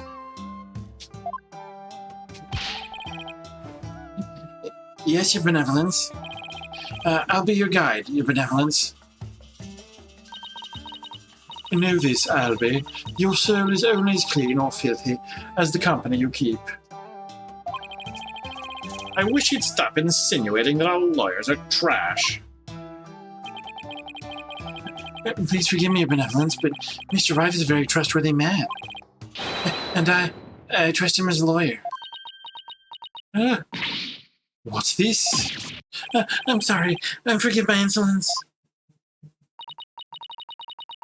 If a common boy such as he can place his trust in lawyers, it can only be because of my failure at the Hall of Justice the other day. Oh. And so she faded away, never to be seen again. Cue the cheering, the confetti. Mr. Rite, her benevolence is sunk into the ground. She must really feel responsible for what happened in court that day. Let's give her some breathing room for now. I'm sure she'll be back on our feet in no time.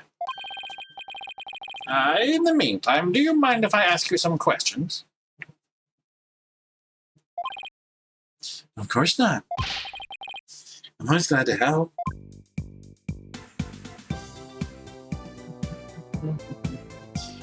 Alright, talk. The Rebel Hunter. Hold on. I wish to examine this bird. Allow me to explain. This bird isn't known as a warbird. It's only found here in Rite. Oh, right. The bird Lady Kira based herself on. Just come out and say it. Lady Kira's persona. It's a really beautiful bird. Tourists must love it. They usually do. There's just one thing about it that's kind of hit or miss. Queso. Queso. Its unusual cry drives children to tears. It can even make some adults collapse in fear. Maybe they should keep such a fearsome creature in a less crowded area.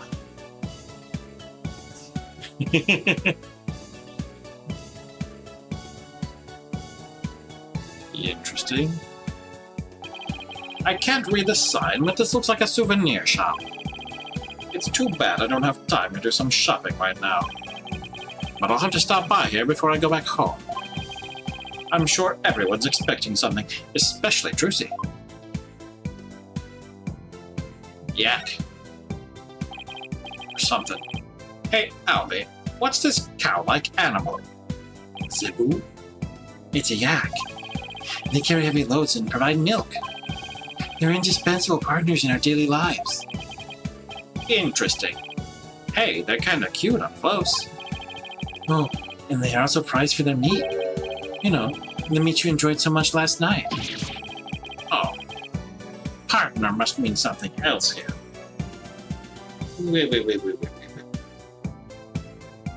Weren't we unconscious last night?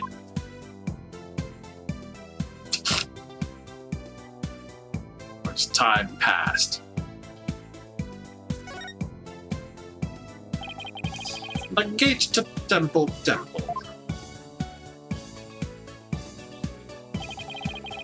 And at the top of those stairs is my home away from home. Just looking at them is making my back ache.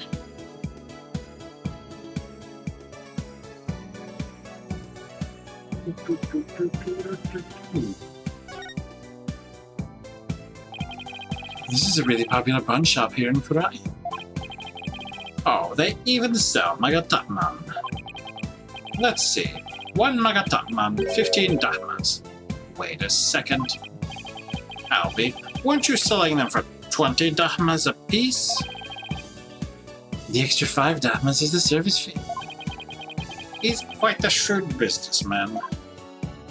I mean, you gotta get your margin in. Alright, up.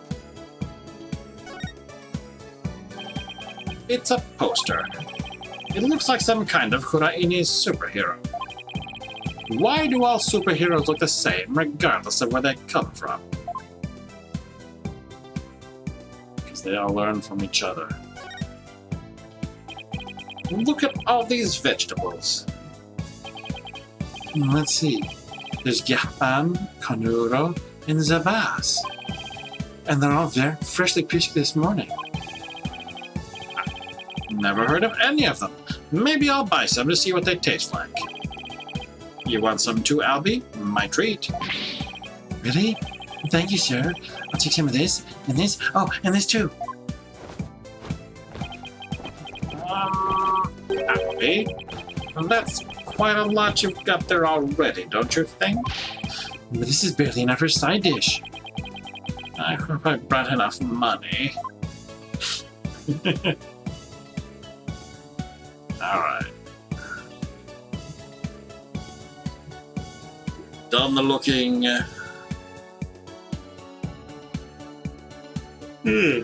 Probably. Okay, talking. The rebel. The rebel hunter. Okay.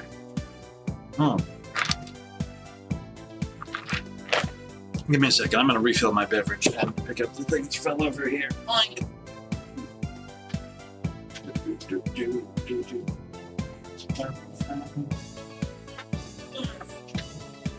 That.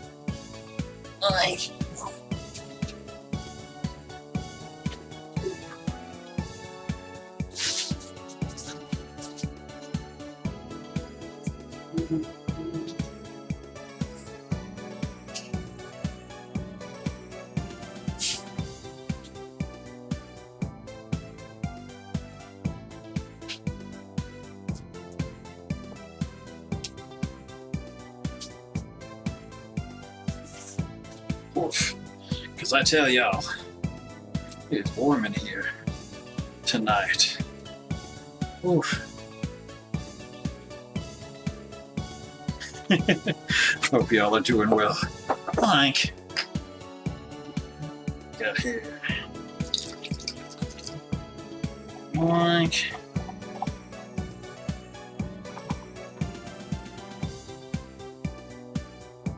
Beverage. Yeah, it was getting cool for a bit, like the onslaught of winter, but autumn heat has reasserted itself.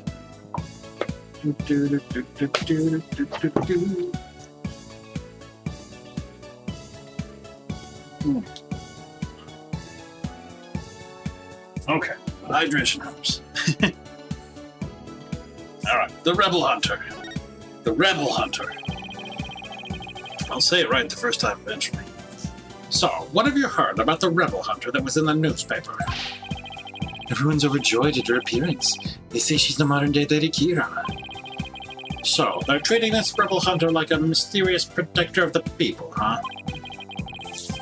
People have been on edge recently, what with that jailbreak and stuff. I sure hope they catch that escaped prisoner soon. No. Escaped prisoner? Yes. He was one of the vicious rebels that Lady Kira had captured. Isn't like the only thing that we've heard about that the rebels want is like a more just legal system? So there's a hardened criminal on the loose. That is bad news. Yes, but the modern-day Lady Kira is also super amazing. I mean, she takes down big, scary rebels all by herself. Yeah, that's not exactly something just anyone can do. Someone that strong could have easily overpowered and killed the High Priest. And what about that escaped prisoner, Albie?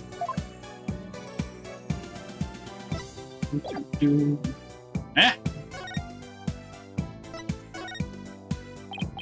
So, what's the escaped prisoner supposed to be like? They say he's a vicious fiend who serves as Yerke's right-hand man.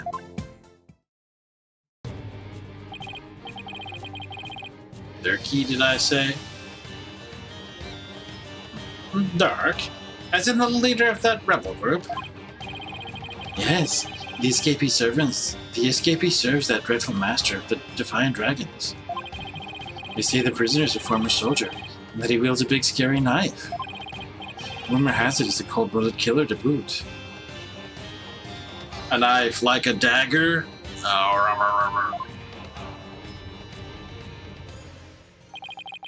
He sounds like a really dangerous man. He is, but the police still can't find him, even after an exhaustive search. Wait, I remember hearing about a prison. There is a prison at the apex of this mountain. A prison? Way up there? The prison is at the top of the Inner Sanctum's mountain, right? How did it even break out? No one really knows. He supposedly did it without any tools to speak of, too. Some say he must have fallen to his death. Personally, I'd like to believe he did. Otherwise, something like that terrible incident might happen again. Terrible incident? This is the incident. What was that about a terrible incident, Albie? It happened before I was even born, but Queen Amara, the previous queen, was assassinated. And it was the rebel leader Dirk who did it. The previous queen was assassinated? That's kind of unsettling. Oh, it was the terrible deed of a heinous sinner. I mean, to take the life of such a gentle queen? Only someone with a dark defiled soul could have done that. They really take their queens seriously here. Like, God-worshipping level serious. It really would take someone pretty bold and blasphemous to assassinate one. Those defiant dragon rebels are not afraid to do anything to accomplish their goals. That's why, with that escaped prisoner on the loose, who knows who might be killed next? So that's why the people of Rite are so afraid of that escapee. And why they want the rebel hunter to take him out along with the other rebels. So, is there anything else you can tell me about the rebel hunter, Lady Kira, Albie? I was just thinking there was something else, but what was it? Oh yeah, here. What is it? The Shadow found it. Why, that's the warbird arrow. Feeling better now, your benevolence? This is no time to be feeling sorry for myself, for I'm the crown princess of Rite. Now, let me see that, boy.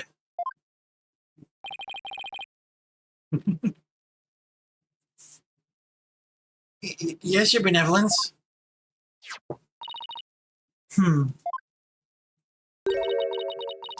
It looks very much like one of the legendary weapons Lady Kira once used in battle. A three-pronged arrow? I could swear I've seen something resembling that arrowhead recently. Have I? Have indeed I.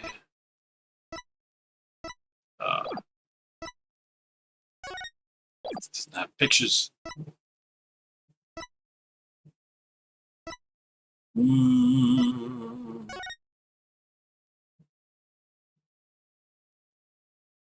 sure there's anything unusual happening in this picture.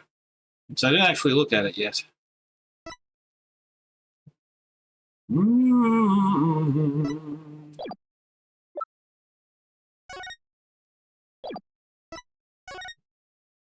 Oh, 3 prongs.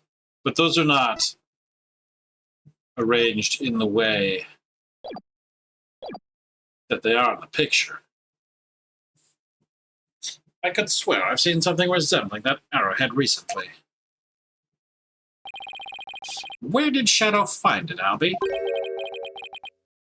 Near Abbot Inmay's house. Near the victim's house, huh? Something tells me I'd better look into this. Warbird arrow added to the court record. No, I guess it is. Okay.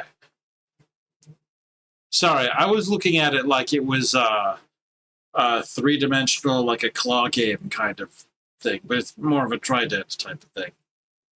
So yes, the note.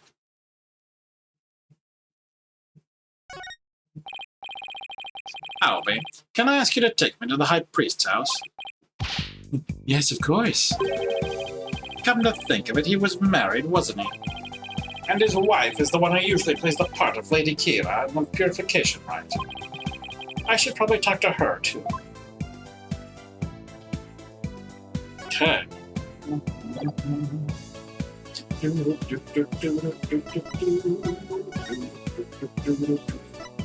High Priest's house.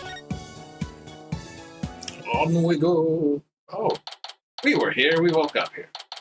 May 10, High Priest's house. So this is where the High Priest lived. Wait a minute. This is where they brought me when my back gave out. Woo! And the woman in front of that altar, she must be the High Priest's wife. Which you get for what evidence? Seventh place, but they're not going to give me anything I can see until we've spoken to the human. Oh, this messenger bag with the steel samurai. 2,000. 3,000. 3 million? Or, no. Is that a comma? Or a decimal? I don't know. Heck. But I guess that's our criminal, perhaps. They're playing a game. What game is that?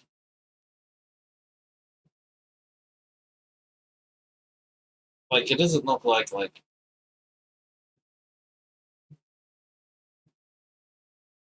recognize the board. I am unlettered in the world of board games.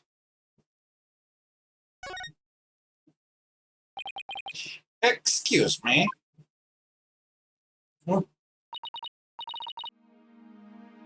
Believe. Yes. May I help you? I was hoping to speak with the High Priest's wife. Are you her? Please forgive the intrusion, Lady Behlebe. Oh, my. Your benevolence. Please, be at ease. What a terrible time this must be for you. I owe much to your husband. You have my deepest sympathies for your tragic loss. You honor me with your kind words. Look, dear, the royal priestess has come to visit us. Yes, What's that? Oh, of course. Yeah. Like, why is the color doing this here? She's wearing a very thin veil over her face. And that, I guess that fringe is supposed to be a hint of it. Say fringe, you know, the white thing, the hem, whatever. It's hanging from inside the hat. Oh, of course. She's talking with his funeral picture.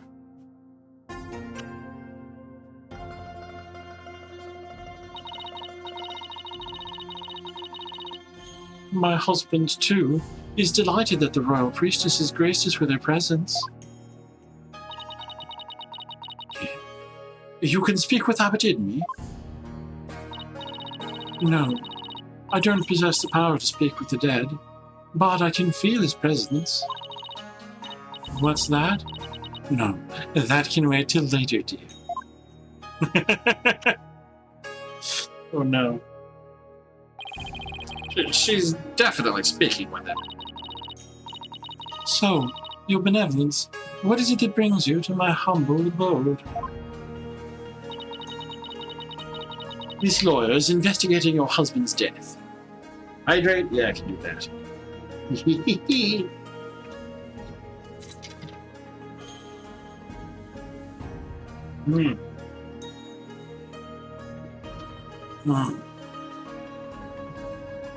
Mike. Thank you, Dogai. Alright. This lawyer is investigating your husband's death, and I'm watching him to ensure he does not tamper with any of the evidence.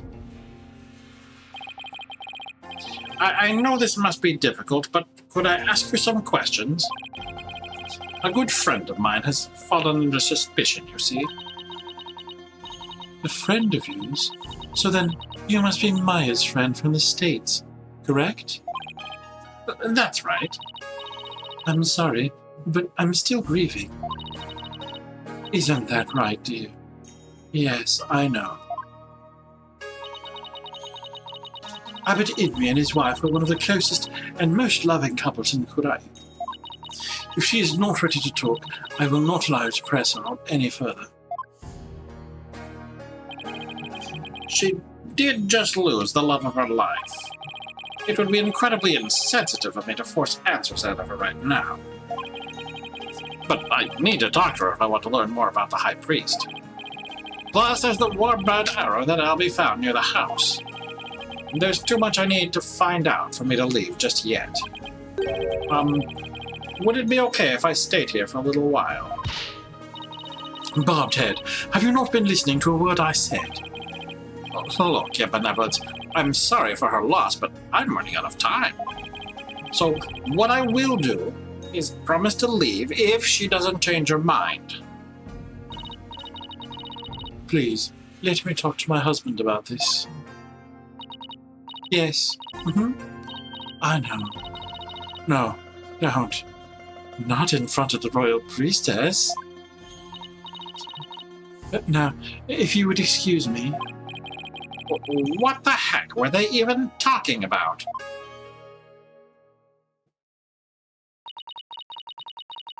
You have but poured salt on her wounds. This is precisely why you lawyers are so despised. I was just trying to help Maya's case. I didn't mean to hurt Miss Inme. Could it be that you actually possess conscience? Of course I do. But I'm also desperate for information. So, what do you plan to do now? Pass the time by looking around the room, I guess, and see if she changes her mind. And just to see that you do not touch anything you should not. Guess I should watch what I touched at, just in case Princess Rite gets mad at me.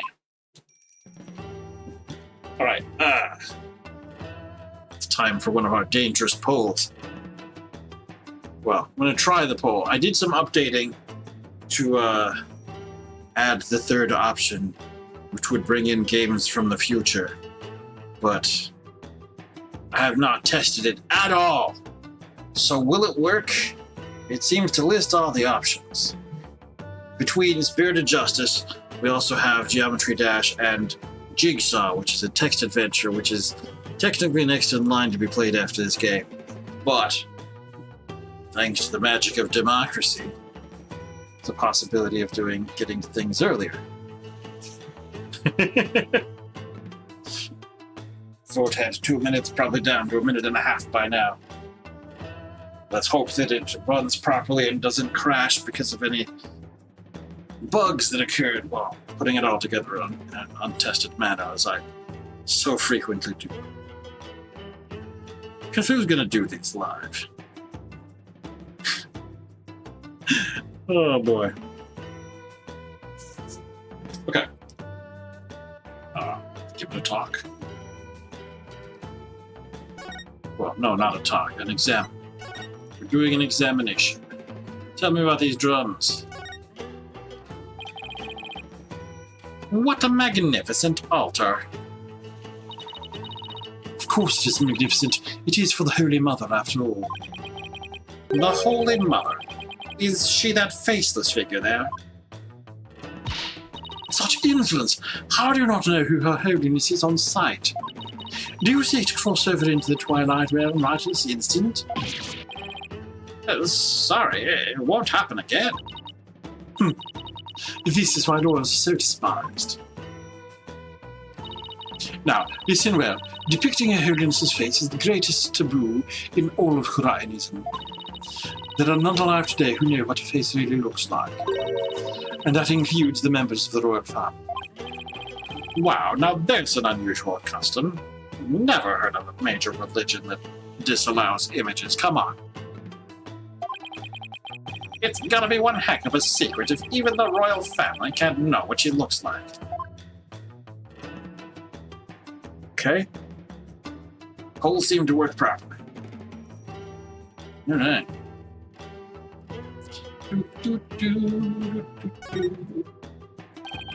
Isn't this that Justice Minister I met? But who's the woman in the picture next to him? She looks really important. Could she be the Queen of Khurain? Is there a trailer for Jigsaw?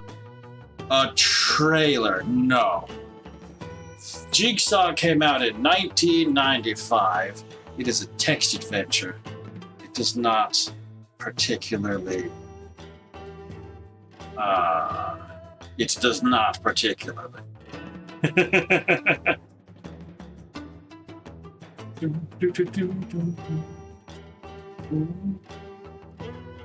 There is no, let us try, like...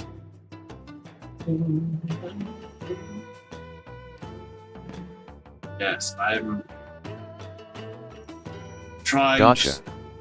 Was trying to figure out how to search for it. I'll find it now. Link provided. Yeah.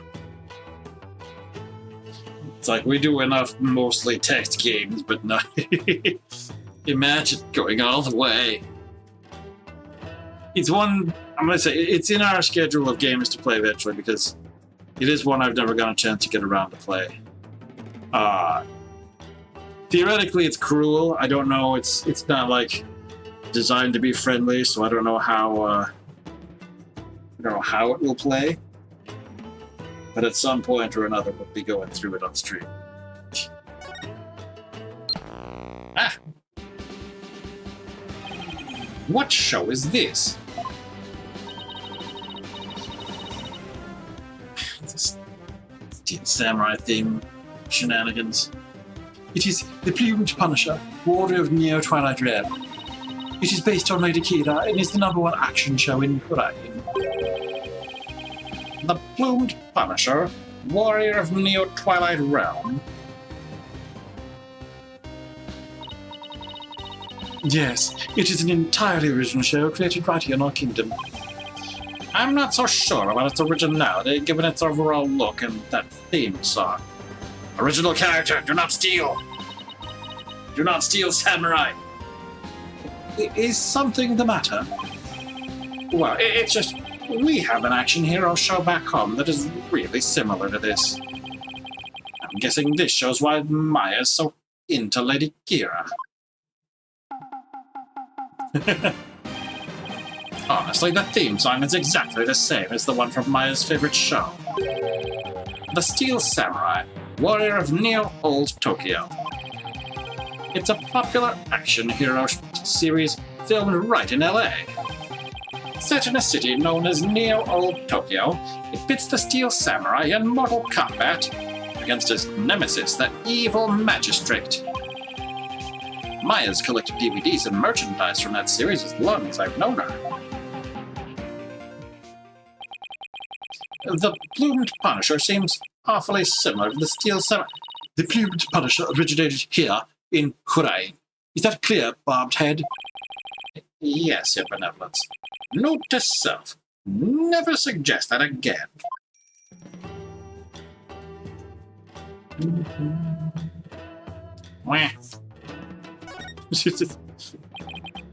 Is this a piece of art of some sort? What a beautiful orb. Is something the matter? Bob, take one step back. Okay. Done. Did you spot something? Yes, your dismal reflection. It was ruining the orb's beauty. Did you have to put it like that, Your Benevolence?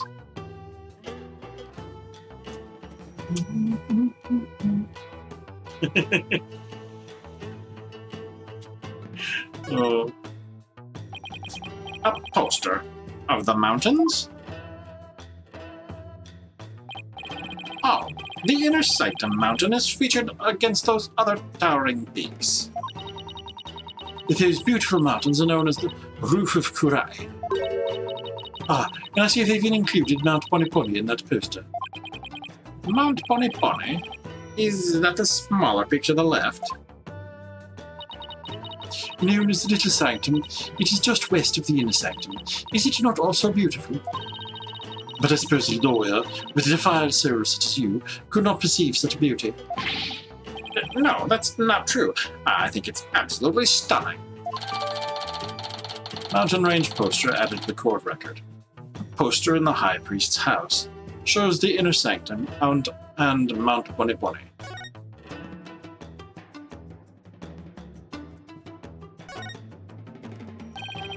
There's a steel samurai patch on his bag. Guess the bag must be Maya's. She probably left it here while she was performing that rite.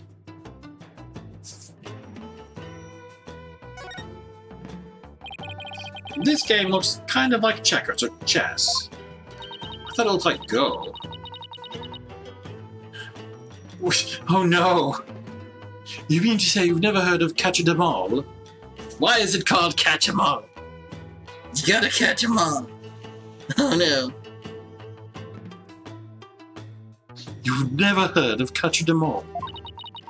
I've heard people describe it as Kurai's chess.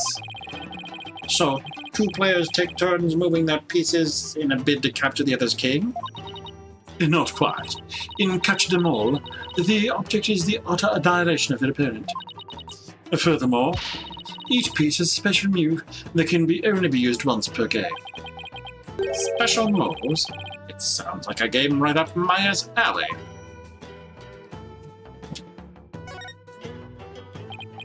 Oh, it's a wanted poster for the rebel escapee everyone's talking about. What? Let me see that.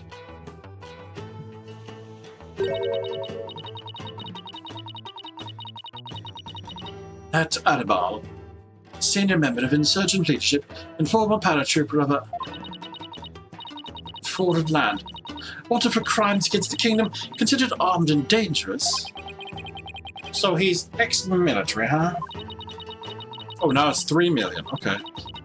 His appearance alone exudes menace. He must be captured at once. Wanted poster added to the court record. A wanted poster describing the escaped prisoner mentions a sizable reward.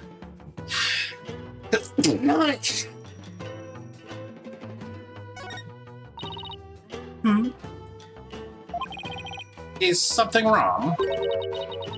The bounty is 3 million dharmas, money that comes out of the people's tax payments. I shall have it lowered to about 1 million dharmas. You seem unexpectedly concerned with the people's welfare.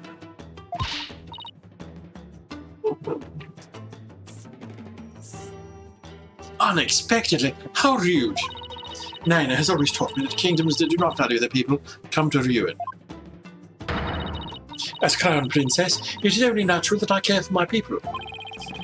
How about sending some of that kindness this way? Well, I suppose I could, but you're not one of my people, sorry. If you quit being a lawyer and pay taxes to our kingdom, that is. Oh well, it was worth a shot.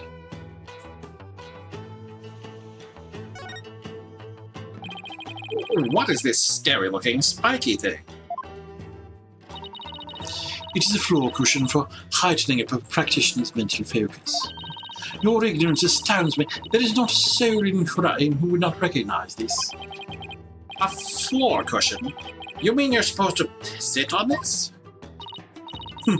How else would you suggest it be used? It looks like a torture device to me. Yeah.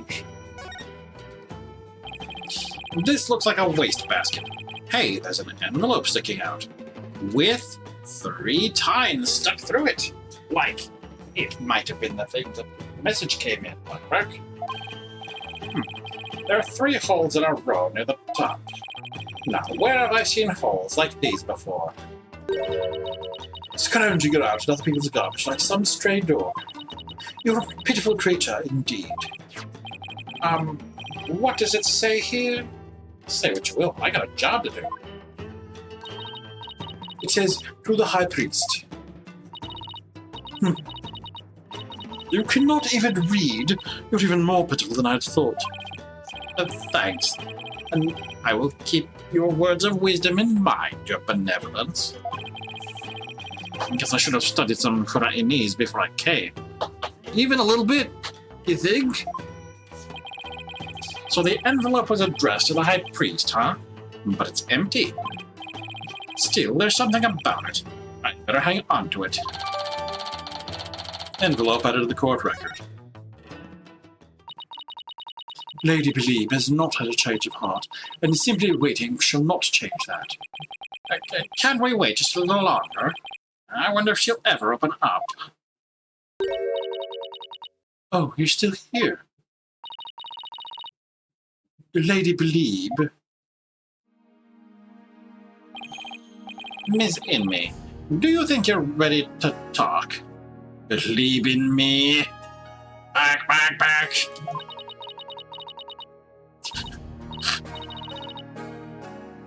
Oh, and I just got the Trust one too. Oh no. You just caught that? Listen. I'm slow and I often take things at face value.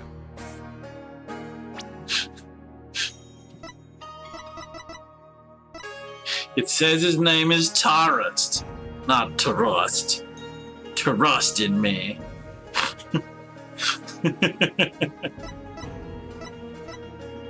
Question mark. Strange guy. Can't see his face on account of his beard. Pretty suspicious if you ask me. You mean his face has a beard included in it? Okay, those are different noses, I'm about to say. If you do this, bark.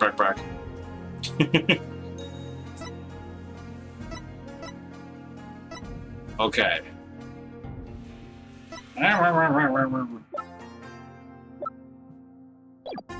So terrible. Is it okay with you, dear? Yes, I will let him know. Lady Believe, you don't have to speak to this lawyer if it is not your wish. No, it's quite all right. If my husband were still with us, he would say... As much as it pains me to have my lovely wife speak on such matters, if it would help to find the truth, then ask whatever you may. Okay, I'll take you up on your generous offer. Wait, did Mrs. Inmate call herself lovely just now? Well, whatever are you waiting for? Ask your questions quickly so your departure may be just as swift. Yes, of course. Trust in me. Do you have any idea why your husband might have been killed? Was he acting different or doing anything out of the ordinary lately? No, I don't recall anything of the sort.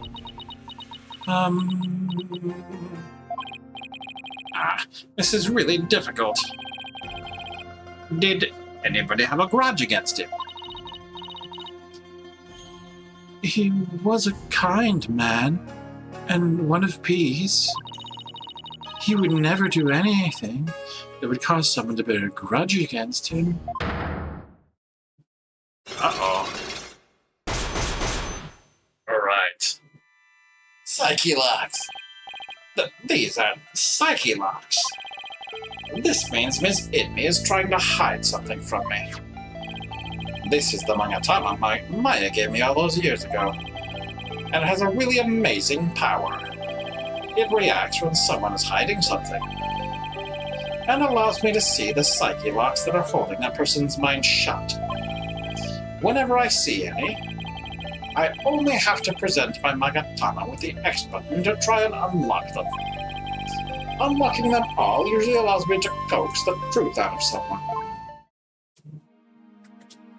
Which I'm obviously not going to be able to do yet, because I have nothing but... Take that!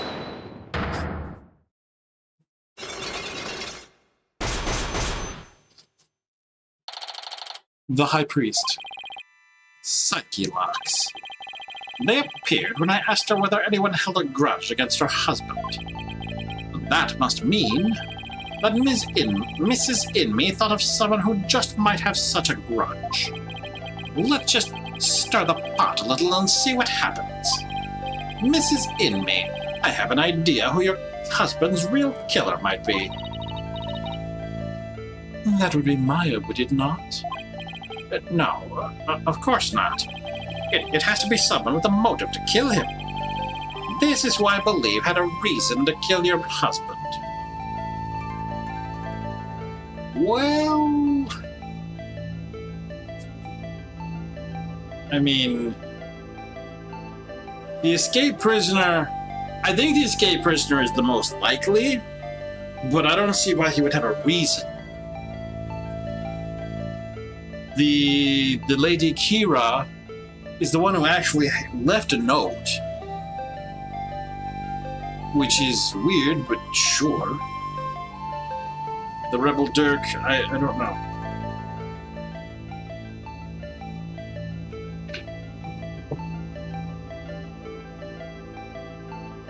There's enough separation of church and state in this country. It was the rebel hunter disguised as Lady Kira. Everyone's talking about her.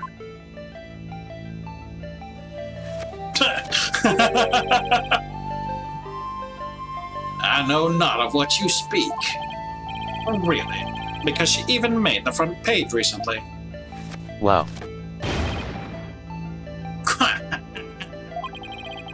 But a humble servant of Lady Kira. What reason would she have to kill someone as insignificant as I? Actually, I have something that just might show why Lady Kira would kill Abbot Inmate. The note saying that she would?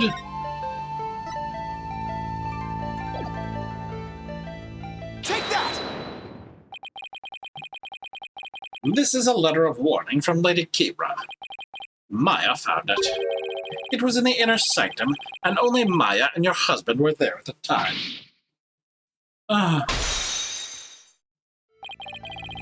This letter reached its intended recipient, your husband, the High Priest, didn't it?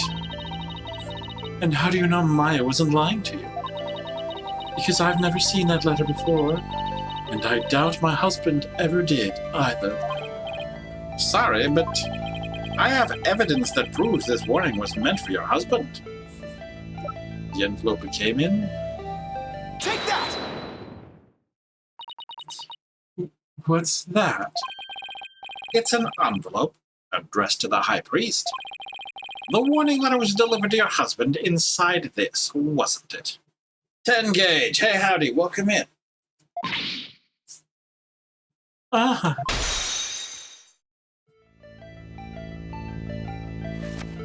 Oh no. What nonsense is this? How can you prove the warning was delivered in this envelope? There's gotta be some way to prove it. Wait a second. Don't the envelope and the warning letter have something in common? I think there just might be something that links the envelope to the warning letter. There is. Yes, and that proof is right there, right here on the warning letter. This spot on the warning letter proves that it was delivered in that envelope. I just point to any of them, I suppose. Take that! The 3 holes in the envelope are in the same shape and arrangement as the holes in the warning letter. And if you fold the letter in thirds and place it in the envelope, the holes line up. Ah.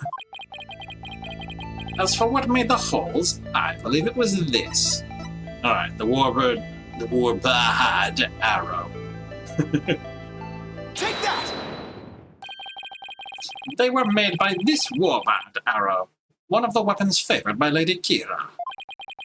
The warning was folded in thirds, placed in the envelope addressed to the High Priest, and delivered to your husband on the points of this arrow.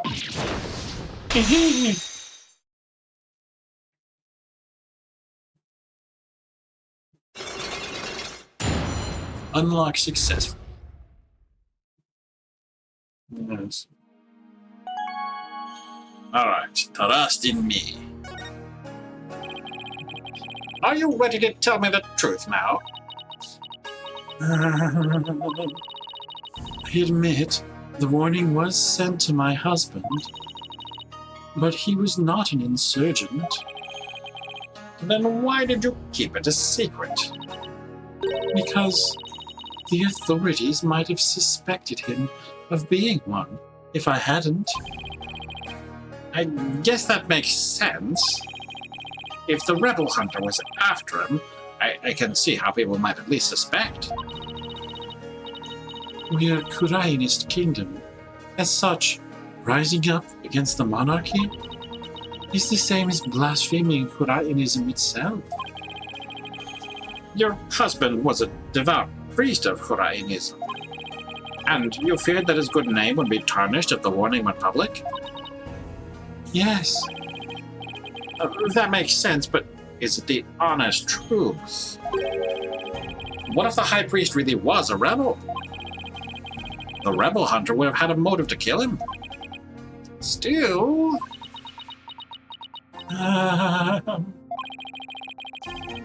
this just doesn't feel like the right time to ask her about it. The warning. Tell me about the warning. Could you tell me a little more about the warning? it arrived about 3 days before the purification rite. When we woke that morning, it was already there by the side of our bed. It was by the side of your bed. Yes, we had the whole house locked up tight. And yet, someone still managed to slip in. Oh, it was so frightening, wasn't it, dear? But you didn't contact the police? Because you didn't want them to suspect your husband of being a rebel. That's right. If only we had told the police, maybe Tarrust would still be alive today.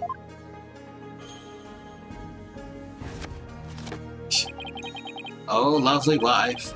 No need to fret, my dear.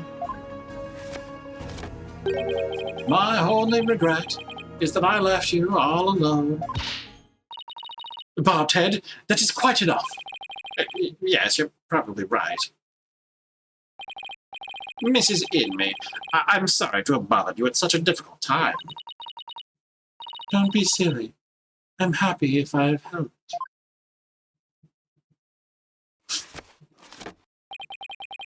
Your benevolence. May you swiftly shine upon the truth. Bob, Ted, you seem bent on casting suspicion upon Lady Hira. And by doing so, you seek to deflect the blame from the real killer, Maya Fey. That is the only logical conclusion. I'm in no position to disprove her at this point. I've literally already agreed to be her defense attorney. If only I could find something to support my theory that the High Priest was a rebel. The only other person who might know more about Abbot Inmate would be Maya. Now, what I think the claim, the evidence of the rebellion, is the Steel Samurai messenger bag, which shows that clearly he did not believe in the official narrative that the Purified Punisher, I forget their name. Anyway, back. The only other person who might know more about Abbot Inmate would be Maya. They might be done questioning her by now. Maybe I'll stop by the detention center.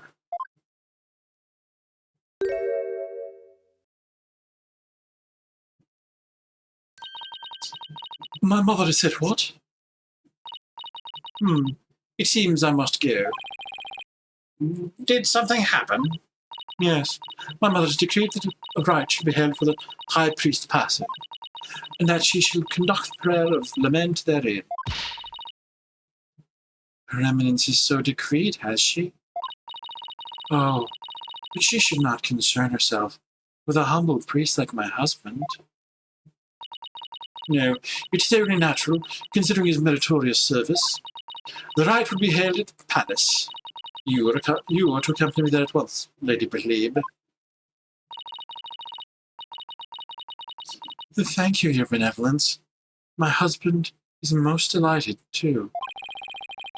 How wonderful for you, Mrs. Inmay. A direct decree from the Queen. That must be quite an honor.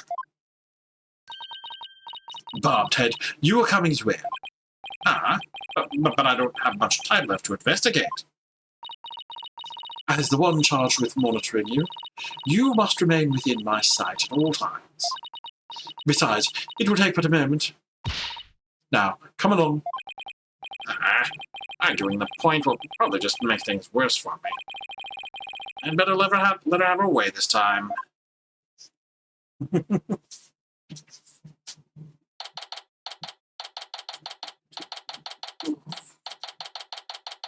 May 10, Garan Palace, Audience Chamber.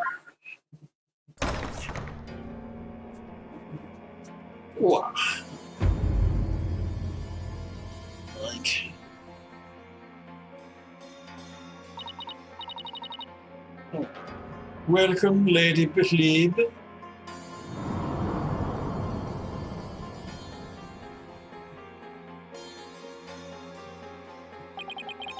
So this is the Queen of Rite. What is wrong with you, Bobtail? Show some respect. Should I bow or prostrate myself? No, it is quite all right. Stay as you are. Mother? Your Eminence, I would like to give thanks to you. You honor both me and my husband. His exemplary service deserves to be honored. Oh, but what a terribly trying time this must be for you, Lady Betlebe. May my prayer comfort your soul, and that of your dearly departed husband. Nothing would please me more. Oh, Your Eminence, your words are wasted on my humble husband and I. Now that's what I call a commanding presence. So, you are the lawyer of whom my daughter speaks. Yes, Your Eminence. I'm so very honored to make your noble acquaintanceship.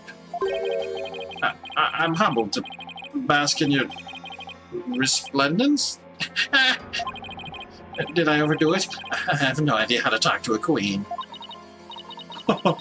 May the Holy Mother's blessing be upon you. Now then, Lady Betlebe, let us go to the chamber of prayer. Raifa, you are to accompany us too. Yes, Mother. Wow, the Queen is seriously something else. The prayer of lament, huh? Inga. Alright, I don't know what I had for him to sound like, so take a moment to hydrate.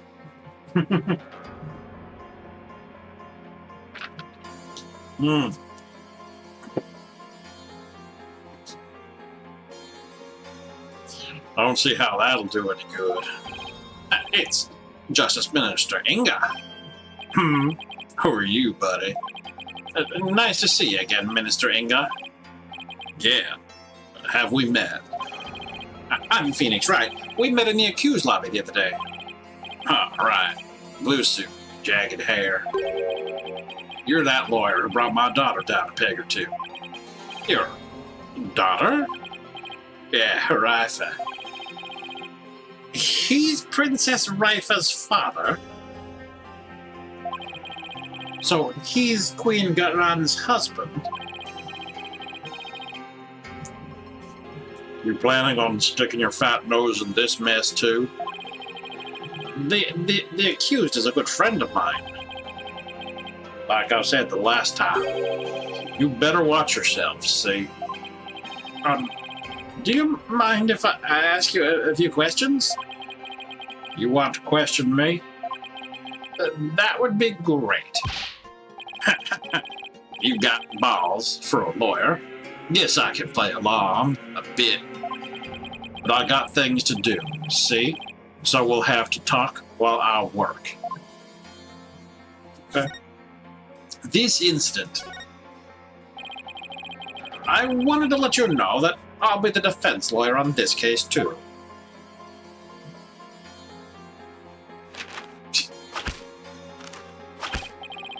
Well, don't say I didn't warn you.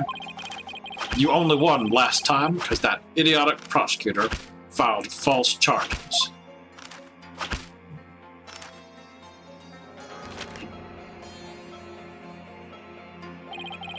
But it's gonna be different this time. I got Karain's top prosecutor on this one, see? I don't care who I go up against. I'm going to prove my client innocent.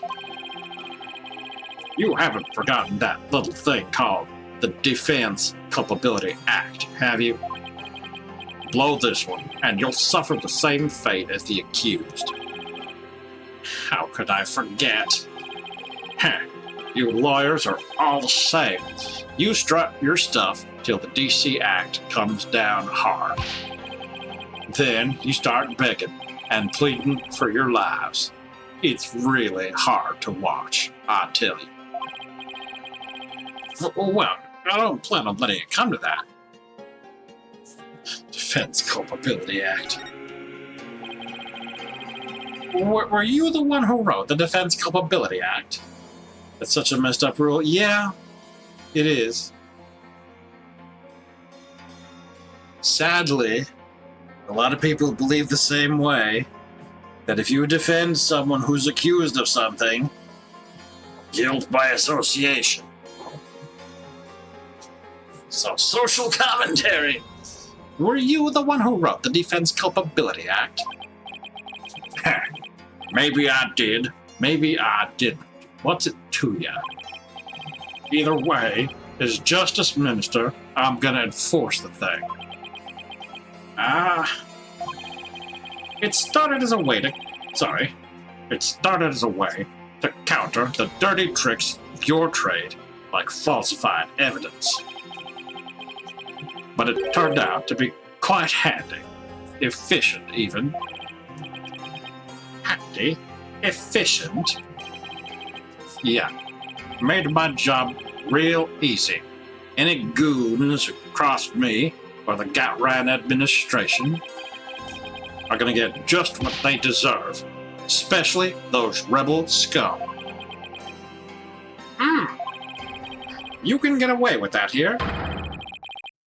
Better watch your mouth, lawyer. I enforce the law in Rite, see?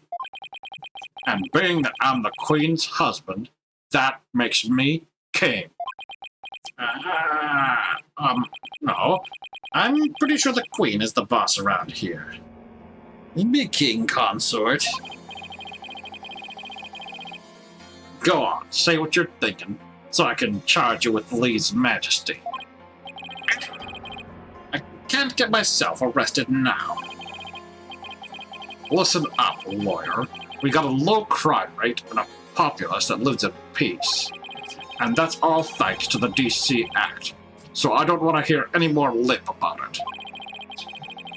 But I can't defend my client unless I can speak my mind. Even without the DC Act, Dirk and his insurgent scum buddies' days are numbered. What's that supposed to mean? Let's just say I got a little trick up my sleeve, so I'd watch it if I were you. 'Cause you got a defiant attitude, like one of them dragon dupes.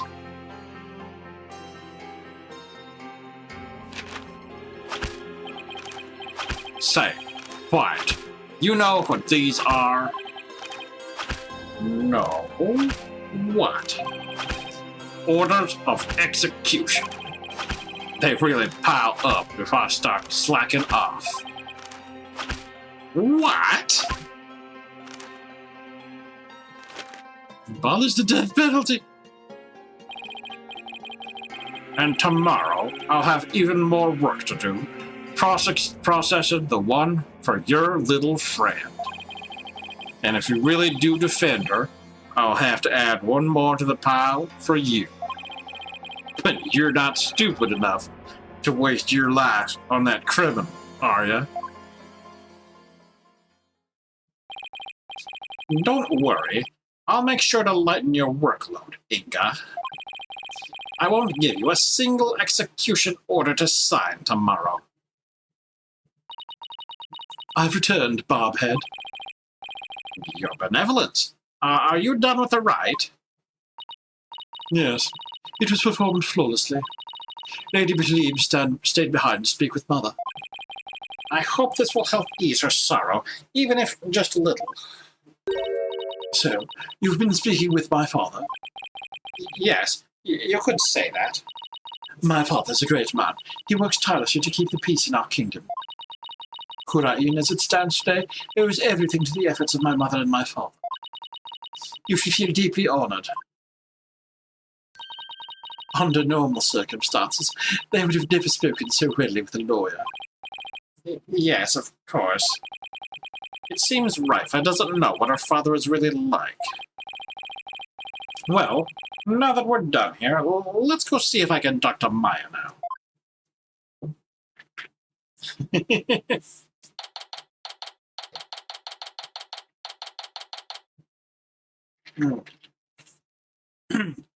May 10, Detention Center.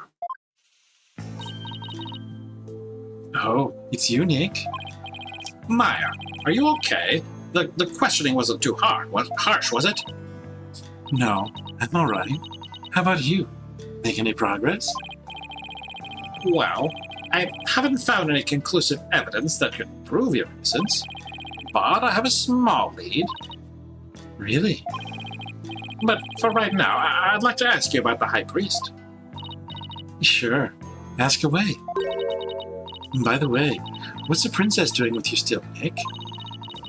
Doesn't she have anything better to do? Doesn't seem like it. I've heard that. How rude. Of course, I have many other things I could be doing. The High Priest. It's just a thought, but do you think the High Priest could have been a rebel? A rebel? Why would you even think that? Because if he was, then the rebel hunter, Lady Kira, would have had a motive to kill him. What? Uh-oh. Princess Raifa overheard me. What idiot is this? Abbot Inme, a rebel? It is beyond the pale. My mother's offered the prayer of lament to his soul. That is the sort of person he was. All right. I was just raising the possibility. I will not listen to such tomfoolery. She stormed out. Oh well, nothing we can do about that. Do you recall the High Priest doing anything suspicious? Come to think of it, he seemed unusually restless during the ride.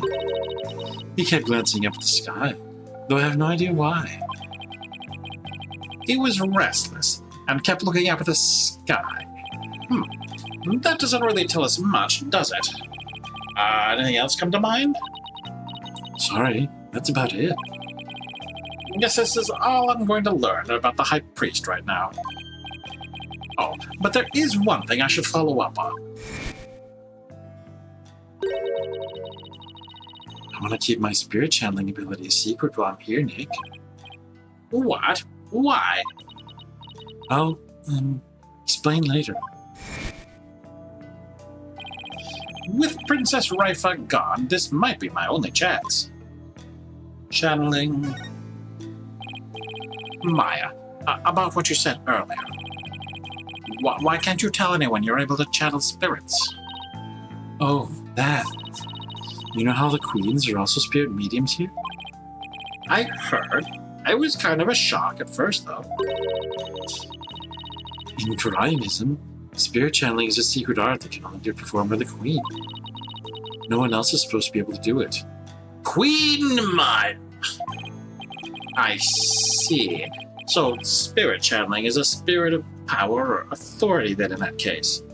Actually, how do they deal with the existence of the entire Kurine area that she comes from then? Because they all do that. Well, they don't all do that, I guess. Was it just the Fey line? I seem to remember. Is Maya secretly? Secret. I see. So spirit channeling is a symbol of power or authority then in that sense. I can see why it would look bad if nobody from another country were able to do it too. Spirit channeling in the Kurine tradition was developed from a Kurainist style that was brought to the US via Japan. But it seems like my clan's spiritual power is greater than that of the average Kurainese. It may be a quirk due to our styles diverge, but I don't really know.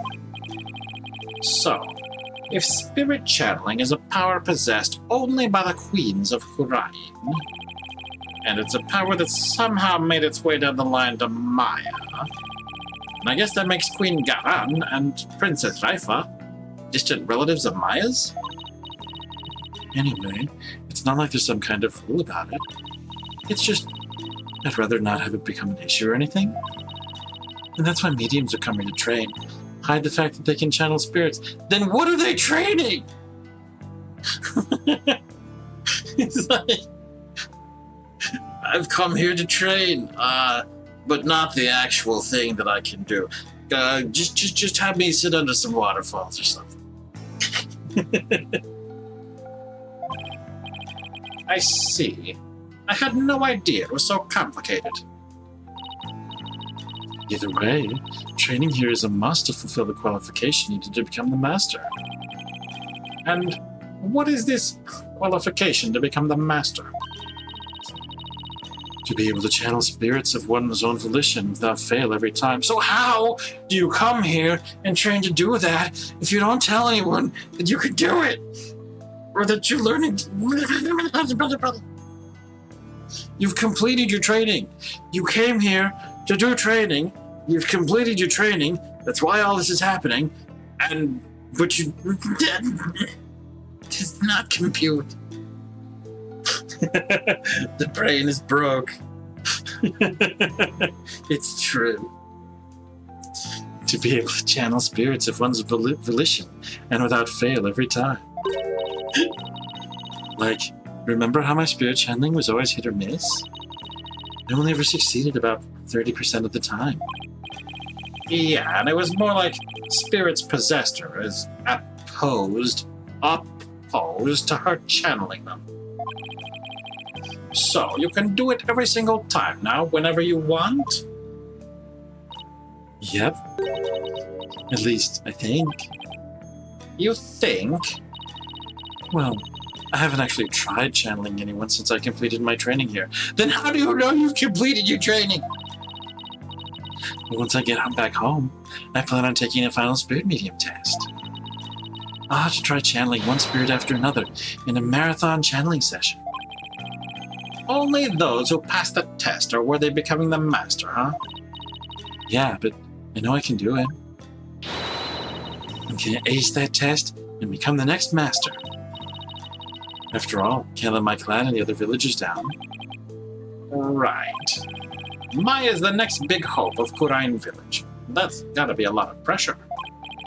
So, speaking of similarities, I've noticed another similarity between our countries besides spirit channeling. I saw a show on TV earlier that reminded me of the Steel Samurai.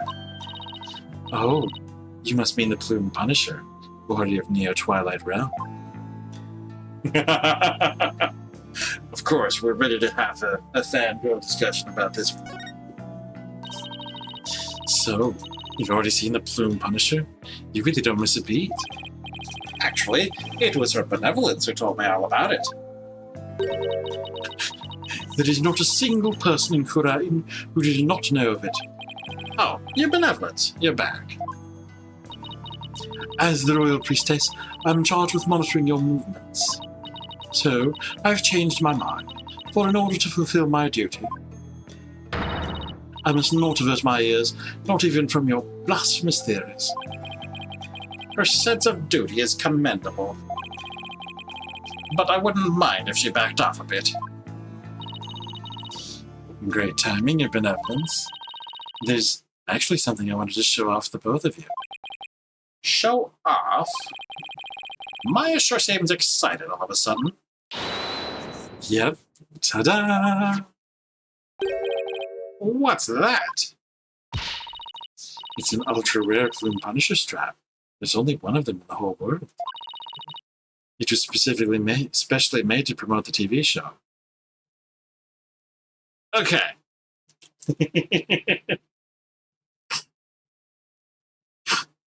Generally, if you want to promote your TV show, you might want to make more than just one cell phone accessory. The only one of its kind. You might maybe mass produce them or something of the sort. You're the owner of this strap? Don't tell me. You're a Plumed Punisher fan too, your benevolence? No, of course not. Only little children watch that show. And you are? I've no interest in such things. Right. No, I'm telling the truth. Sure, let's just leave it at that. So, how did you get your hands on that, Maya? I found a kindred spirit in a Plume Punisher fan here in Kurai. It resulted in an exchange of cultures transcending national borders. And by cultural exchange, you mean you swap TV show promo merchandise? You bet. I traded my Steel Samurai watch for this strap. It's a super rare watch that plays the Steel Samurai theme song when the alarm goes off. My newfound Kurai-ni's friend was so happy I got this one-of-a-kind strap in return. I guess there are people like that. It just keeps going back. I guess there are people like that wherever you go, even here in Kurai. Watch this. When you press the Mangatama on our belt, it plays the show's theme song.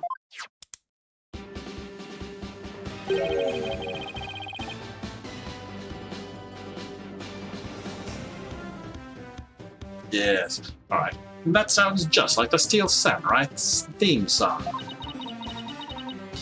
What are you talking about? Can't you hear the folk instruments in the intro and the exotic tones throughout? Plus, the Steel Samurai has Japanese taiko drums that go. Dun-dun, the intro. Plume Punisher strap added to the chord record. This one-of-a-kind strap plays the Plume Punisher theme when the Mangatama on her belt is pressed. Right. Guess my ears just aren't as good as yours. Anyway, I have this amazing idea for a new show. The Plume Punisher versus the Steel Samurai. I'm gonna totally go pitch it to some TV stations when I get back home. It's gonna be a huge hit. Right, your benevolence? I have no interest in such things. Well, if nothing else, talking about the Plumed Punisher has, thankfully, seemed to cheer Maya up a bit. It's getting late. Try to get some sleep, okay, Maya? And leave tomorrow to me. Some of the cars out there are getting loud. Okay, thanks, Nick. I think I've covered just about everything. Time to head back to the temple and go over everything I've learned so far. Ooh, heck. Ooh, heck.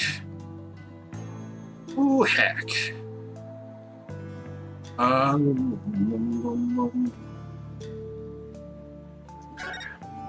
Talk? I wouldn't talk to her. She's not going to tell me anything enjoyable.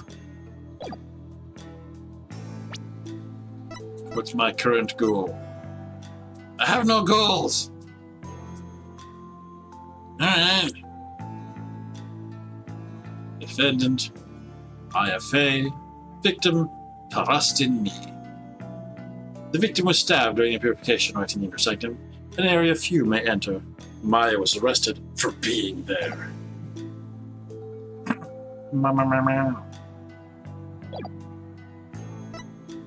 Saint? No, we're moving. Even though we don't have anywhere to go. Up. Back to temple. Yeah, it probably told me where to go, but back. May 10, temple. It's getting late. It won't be long till sundown. Mr. Wright, your benevolence. Are you done with your investigation for today? Pretty much. I thought I'd go over what I've learned so far. Care to join me? Yes, please allow me to help. Okay. First, we know that the High Priest received a warning 3 days ago. It was from someone claiming to be Lady Kira, and it told him not to perform the rite. That's right. It was that rebel hunter. But what of it? That's what I'm not sure of yet.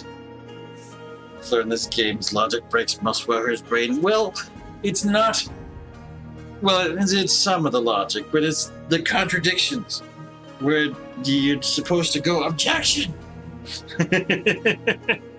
Objection! Anyway, that's what I'm not sure of yet. Why would Lady Kira want to stop the rite? If you could solve that mystery. Right, I could figure out her motive for threatening the High Priest. It might be the break I need, but I just don't know enough right now to act on that lead.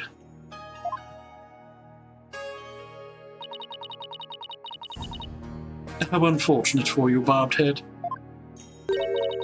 Your only hope is pure speculation. That shall not stand up in the Hall of Justice. You have no actual proof of Lady Kira's involvement in this crime, after all.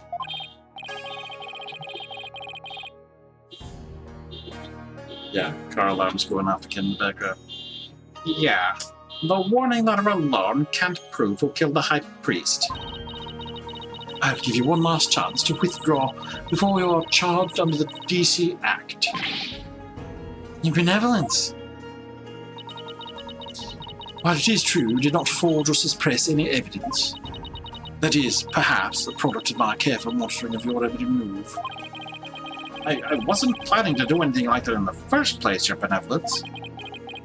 But I am going to prove my innocence within the confines of the law. How could you be so sure you will?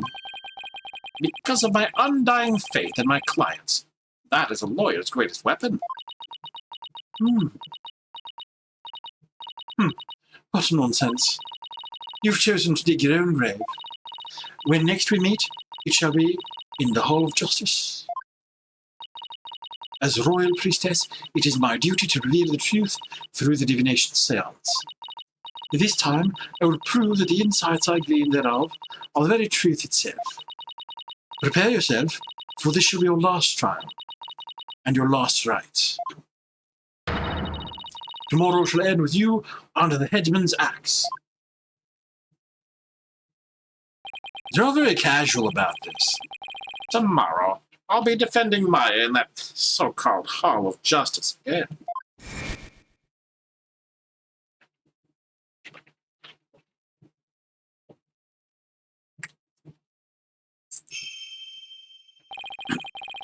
That whole seance thing makes trials here completely different from those back home. Plus, I don't have a shred of conclusive evidence. On the other hand, I've got plenty of confusion and anxiety to spare.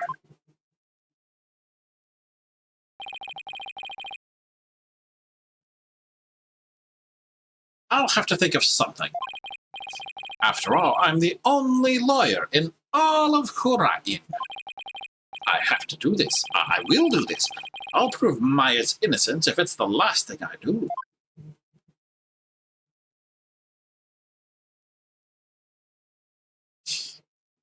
To be continued.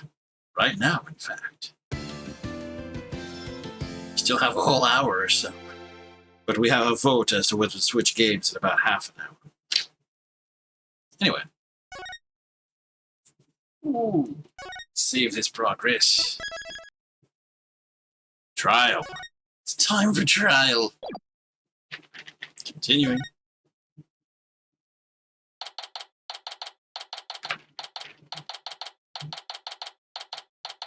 May 11, 9:40 a.m.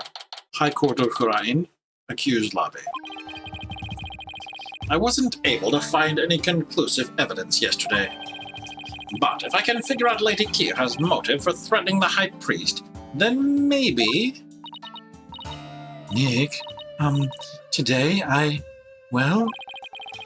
Don't look so down, Maya. I'm going to defend you with everything I've got. You would do well to cease this insanity while you still can. It will be this. You really have to stop doing this. We would recognize their voices by now. You don't have to question mark them. As I said yesterday, I'm going to defend my client in court. Well, know this. You shall not witness a miracle of the sort that occurred last time. The moment she's found guilty, you, too, will be found guilty of abetting the accused. I never claimed to be a miracle maker, but I am good at discovering the truth. And unlike miracles, the truth is always waiting to be found. The truth, you say? Then it seems you've chosen your fate. This shall be your very last trial.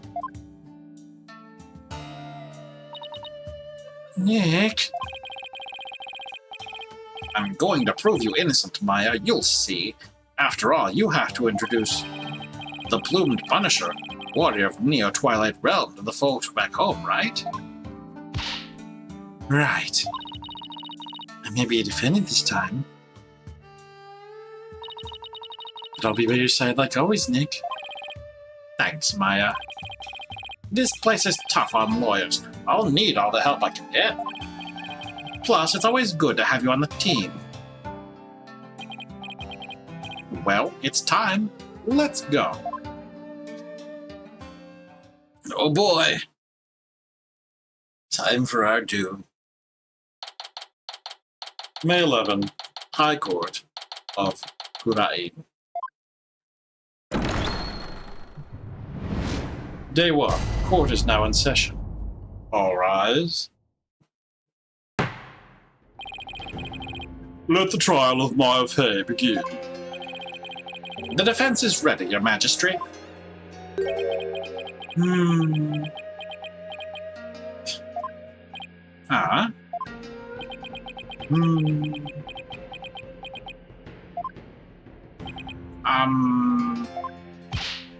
Quiet. Can't you see Prosecutor Sadmati is absorbed in silent prayer? Great. The trial's barely started and the judge is already mad at me. He's very devout for a prosecutor. Why is the accused standing over there? Oh, well? Your Majesty, in addition to being the accused, she is also my assistant. The accused is your assistant, you say? Very well, then. A criminal does indeed make a fitting partner to a lawyer with a defiled soul. That wasn't very nice. Yeah, well, bad-mouthing lawyers seems to be a custom of sorts here in Rite. I must say, I'm surprised to see you still here in Rite, Mr. Wright. And even more so to find you in the Hall of Justice once more.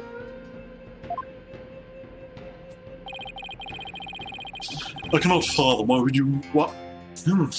I cannot fathom why you would willingly risk your life in yet another trial. The answer is simple, Your Majesty. I am a lawyer, and this is what lawyers do. Although, to be frank, I'd rather be anywhere but here right now.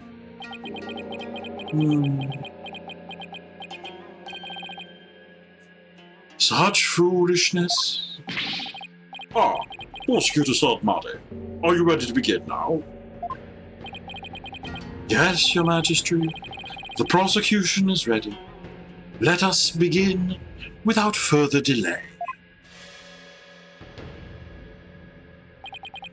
But first, I promise you both this. I will cast your wicked souls into the fires of hell.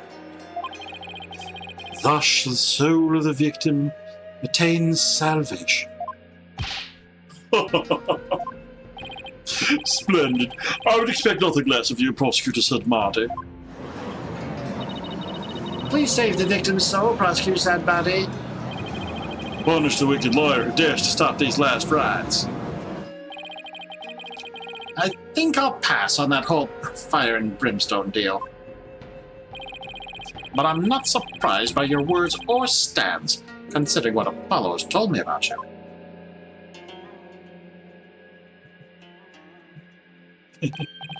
So, it was you who instilled that putrid loyalty guile within him. Putrid what? He, too, must soon face the fires, lest his soul be lost to redemption. But I shall send you on ahead, so that he will not be lonely when he arrives.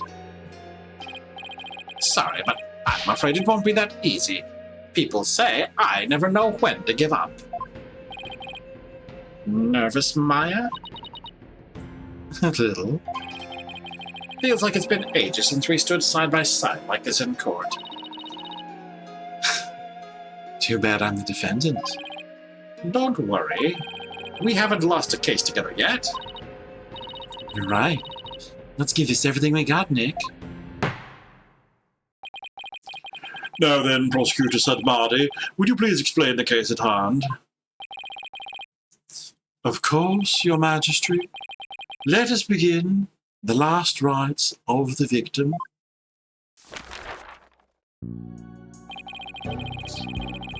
Maya Fey has been charged with the crime of murder. The victim of her heinous crime was High Priest Trust in Me. He was conducting the purification rite when he was brutally slain. And the cause of death? Let us review the victim's autopsy report and the crime scene photo, shall we? The cause of death was blood loss from a stab wound delivered to the abdomen. The murder weapon was likely the warbard dagger, which was used in the rite. However, the weapon has yet to be found, though the scene was thoroughly searched. Sacred relic used as a tool of murder. The Holy Mother's wrath should be most severe. The murder itself took place at the height of the purification rite. The accused had donned Lady Kira's sacred robes, and the victim was there to offer prayers as a high priest of Hurainism. During the rite, the victim and accused were the only two at the inner sanctum. Therefore, the only person who could have slain the victim was Maya Fey.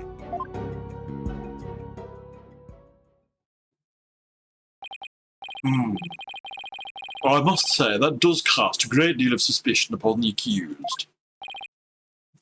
Indeed. Now then, allow me to submit this diagram of the crime scene as evidence in this case. Inner sanctum diagram added to the court record. A diagram of the scene of the High Priest's murder. It shows where the lanterns and the warbard statue are.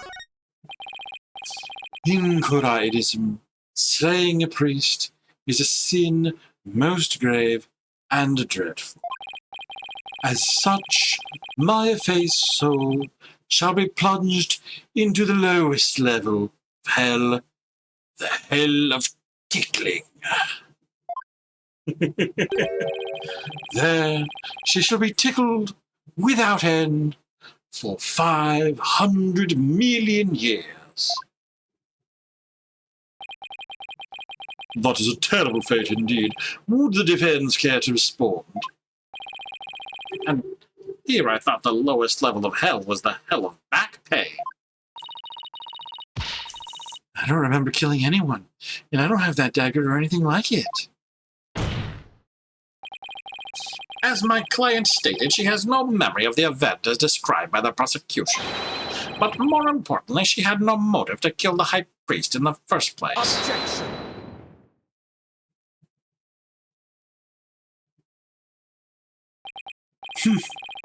I thought you might say that. Nevertheless, the meaningless prattle of lawyers is utterly ineffectual here in the Hall of Justice. For all will be made clear by her benevolence, Raifa Padma Hrain's insights. So it is, and so it shall be. The divination seance reveals the truth for all to see. Here we go again. Bailiff, please show in the royal priestess.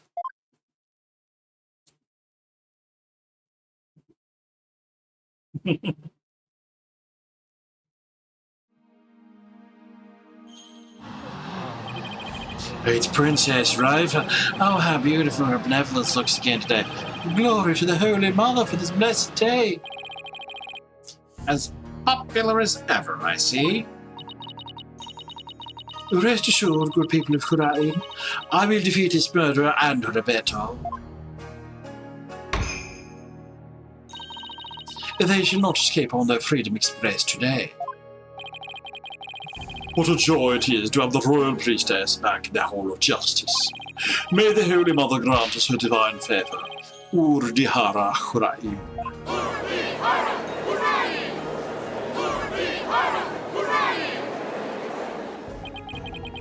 She sure looks pleased with herself.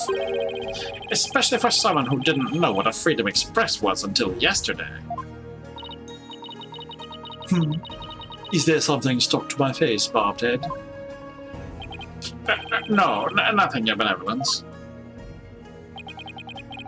Now then, Your Benevolence, the divination seance, if you please. Very well. Nina, my robe.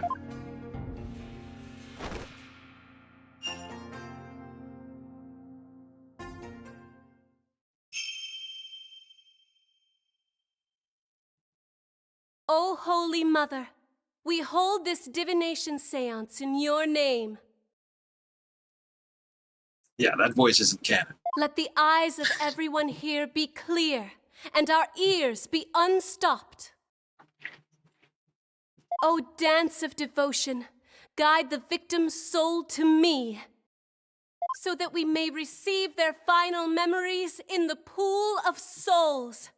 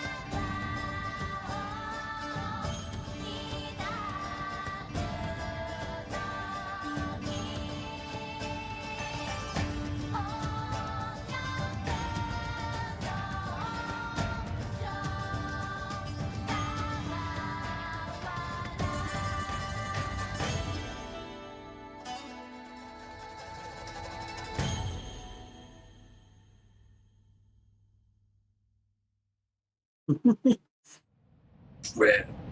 let us gaze into the pool of souls.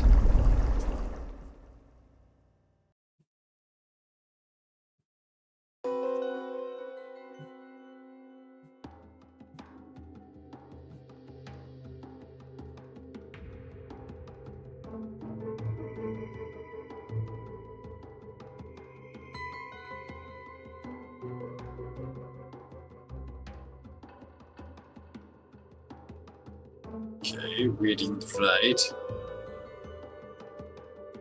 Wind. Incense. Footsteps. Pain. Well, that sure is the thing that happened.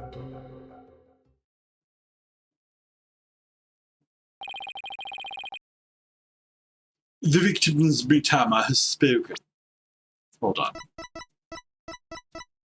Hold it. What does this write again? High priest reads scripture while a priestess dons the robes. Okay.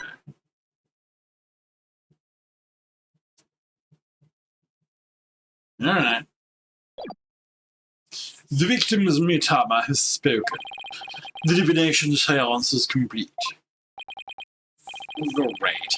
Another clearly incriminating seance vision. It could not be any clearer, O foul defense. The accused donned the sacred robes of Lady Kira and then attacked the victim. Oh, how very terrible it must have been. The figure of Lady Kira lit against the dim lantern light, the scent of incense growing ever more potent as she drew near. One can almost sense the horror Abbot Inme must have felt.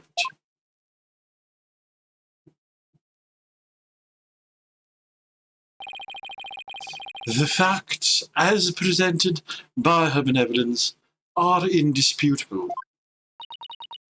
But that wasn't me. Do something, Nick. I'm working on it. That couldn't have been any clearer.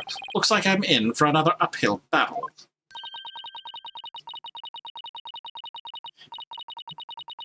The accused committed this vile act during our ancient tradition, the purification rite. Come to think of it, the Rite's Guide explains the multi-part purification rite in detail. The transformation rite. The high priest reads scripture, while a priestess dons the robes of Lady Kira. The rite of water. Lady Kira enters the spring, and the high priest purifies her, along with her dagger. The rite of fire. The priestess circles the sacred flames to purify her soul. Indeed.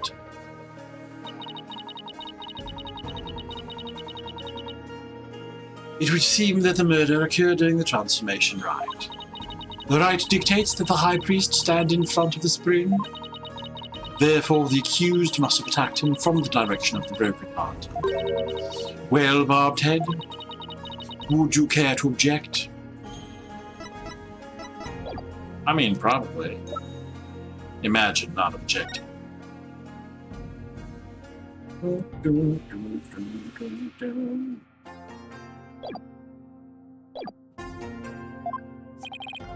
Of course, because I know my client is innocent. So you say. You truly do not know when you're beaten, do you? I managed to pull it off last time with Albie. I'll just have to do it again. You intend to find fault with her benevolence's insight yet again.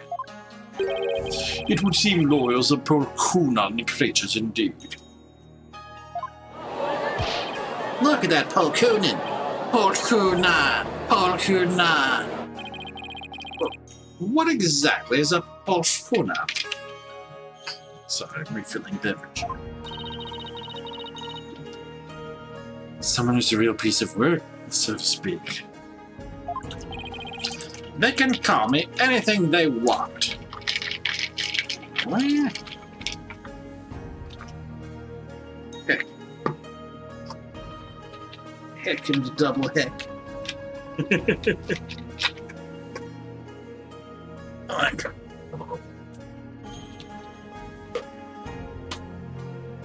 Okay.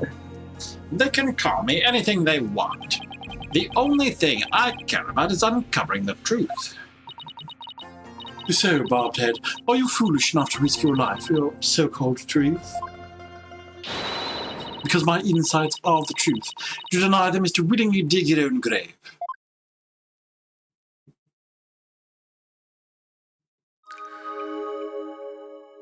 Insight. Rifer's insight. The victim commenced the purification rite by bowing to the lanterns and reading a sutra.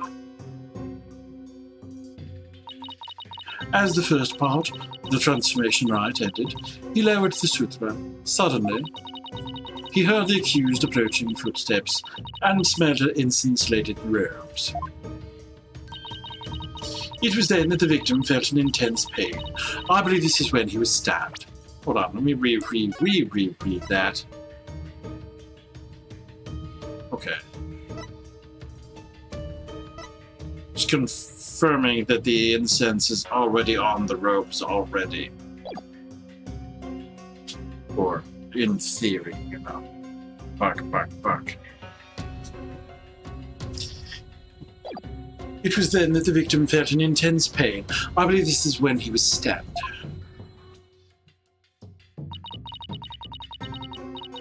As his life's blood spilled over, his vision dimmed, till finally he passed from our world.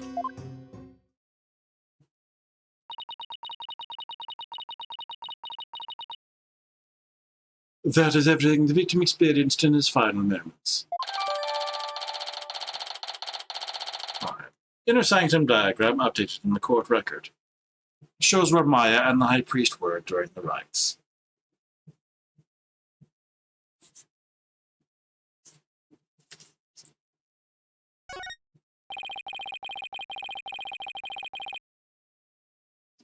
Dressed in the sacred robes of Lady Kira, the accused rushed the victim head-on.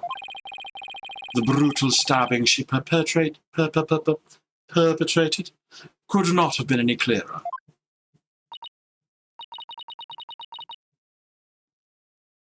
Yes, it's plain for all to see. No, it wasn't me. Sudden drowsiness came over me during the transformation rite. I didn't even get a chance to put on Lady Kira's robes.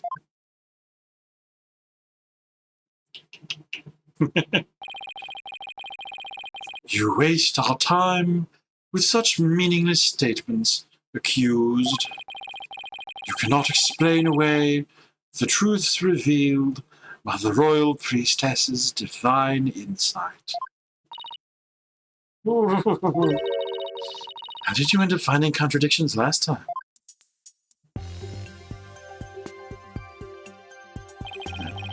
The deceased's final memories include all 5 senses. Oh. You mean those words that appeared in the Pool of Souls? It looked to me like the bigger the word, the stronger the sensation was to the victim. Yeah, that's how it looked to me, too.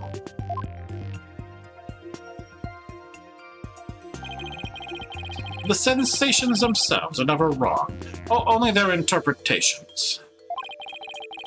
And that's why I tried to point out mistakes in Rifer's insights last time.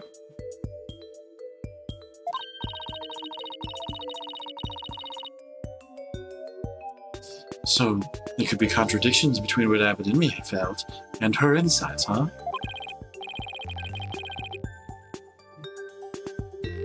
You got it, and I'm going to find them this time, too.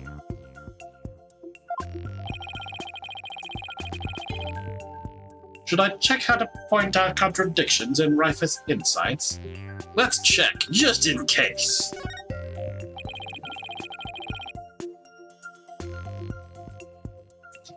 I can switch between insights with the left stick, left and right. while I look for inconsistencies between them and the sensations in the vision. Seance visions can be paused with the B button. I can even jump to different points in the seance vision, using A button and the Y button. When I see an insight that doesn't seem right, I should select it with the X button. Then all I have to do is point out the sensation that contradicts with the insight. The sensations this time seem to fluctuate more than the ones from Alby's trial. In which case, I'd better keep an eye on changes in their intensity, too. Intensity. Oh no. Alright, the victim commenced the purification rite by bowing to the lanterns and reading a sutra. This is gonna... okay. That's that. The victim commenced... okay.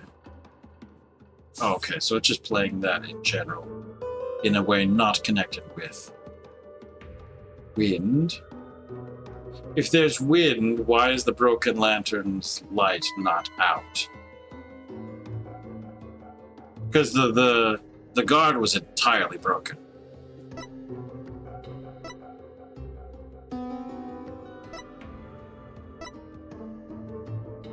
Vision dimmed, finally passed from. Okay, so bowing to the lanterns.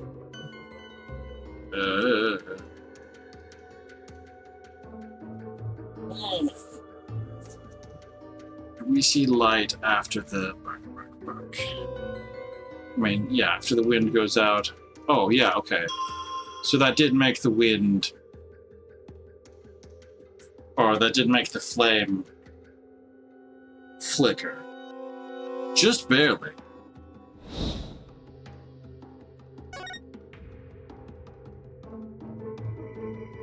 Yeah, you see it happening. Okay, anyway. As the first part, the transmission rite emptied, lowered the sutra. Suddenly, he heard the accused approaching footsteps and smelled her incense-laden robes. That incense is getting bigger.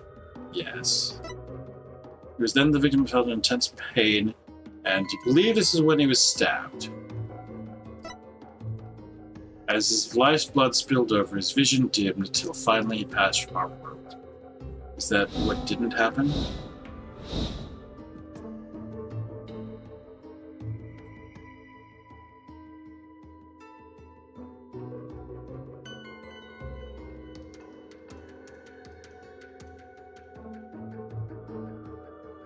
I wouldn't say his vision dimmed. He heckin' closed his eyes.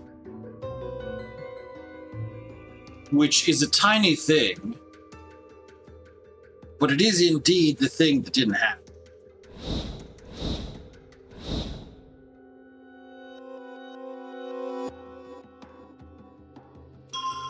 Go back.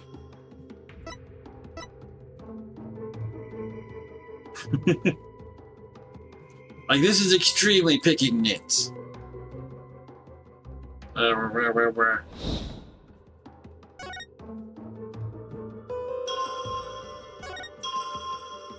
Oh, that's another thing. The other thing to notice, the incense gets more intense, the footsteps do not.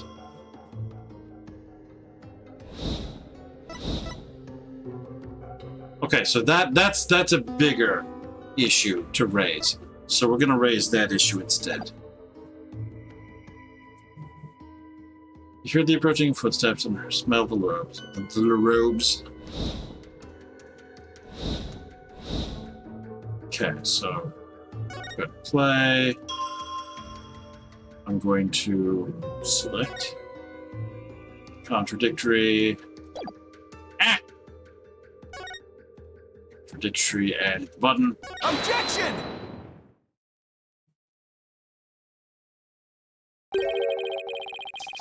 The victim supposedly heard the accused's approaching footsteps. But did he really? What nonsense is this? Is it not abundantly clear? No, it's not. Because there is something strange about those footsteps. Strange. Explain yourself, bobbed head. The footsteps are strange because they don't get louder.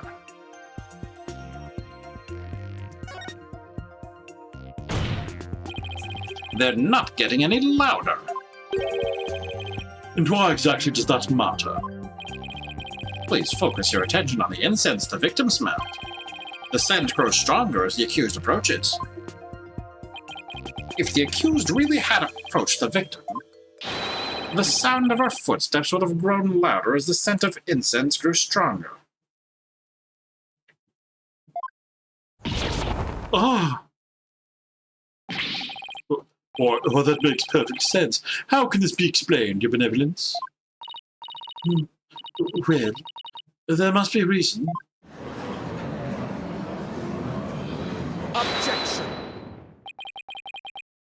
It is, as they say, even a putrid worm of a lawyer will turn. What does that even mean? He's not exactly singing your praises, that's for sure.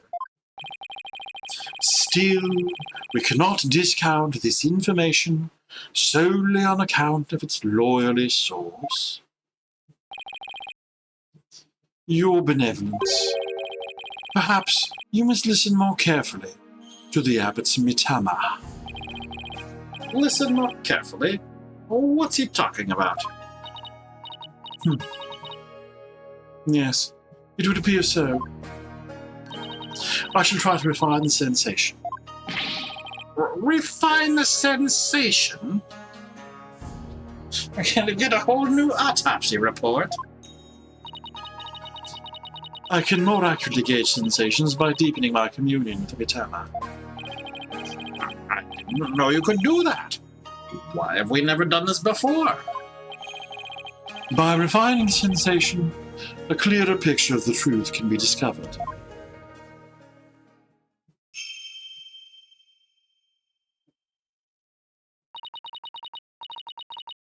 Oh, blessed mitama, I beseech you, hear me now and respond to my call. Incense, footsteps, bells. Bells? Footsteps changed into bells. What could this mean? Sorry. Footsteps changed into bells. What could this mean? It means that he's backing away? It's his own footsteps? Question mark?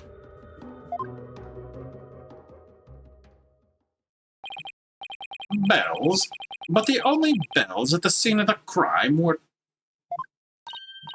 Ah, that jingling must have come from Abbot Inme's bells. Okay, it's time for another poll to determine whether they continue with this game or we swap over to another. Let's hope this works. It did not work. It has not updated. It still says, oh, wow.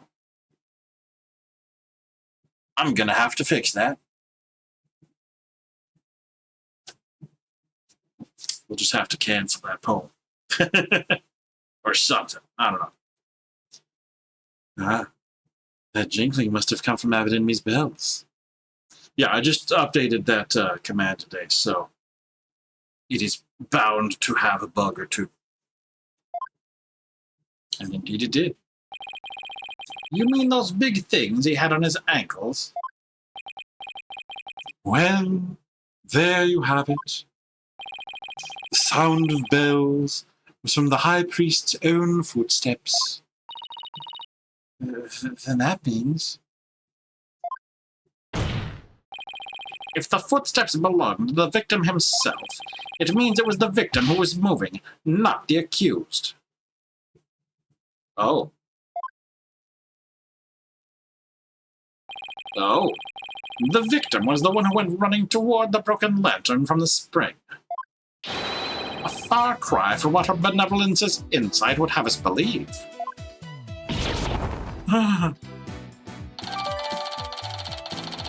Inner sanctum diagram updated in the court record. But why would the victim have approached the accused? Maybe he was trying to defend himself. Please explain. He could have felt threatened by Lady Kira standing there with a dagger. If so, he might have thought to overpower her before she attacked.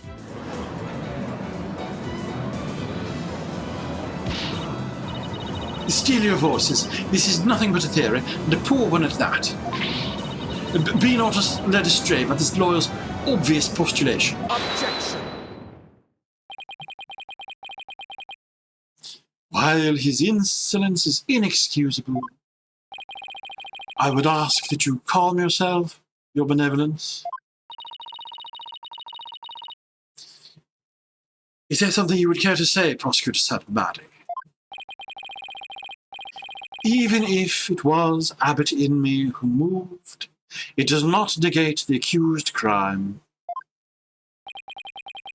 What do you mean? The accused was lightly waiting for the high priest to approach. And as he neared, she plunged the dagger into it. It is as simple as that. Oh, right. It really doesn't change much, does it? Yes, it is as the prosecutor said. In fact, it is as I meant to say all along as well. Right. And that's why you were so shocked when you first heard it. Understand now, lawyer, that contradiction you conjured up has come to naught. Once I hone my insight, it will vanish like the dying rays of the sun.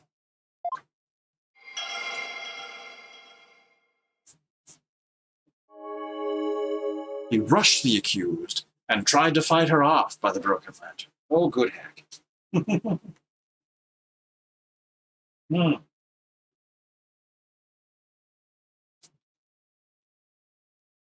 Blank. Okay. Give me one moment here, because I'm going to debug this poll. I think what happened is it didn't clear the array from last time. From the last poll. I mean, that is obviously what happened. But that isn't the only failure that happened. So we'll have further failures next time. Okay, but just the one thing. Let's see here. Arrays.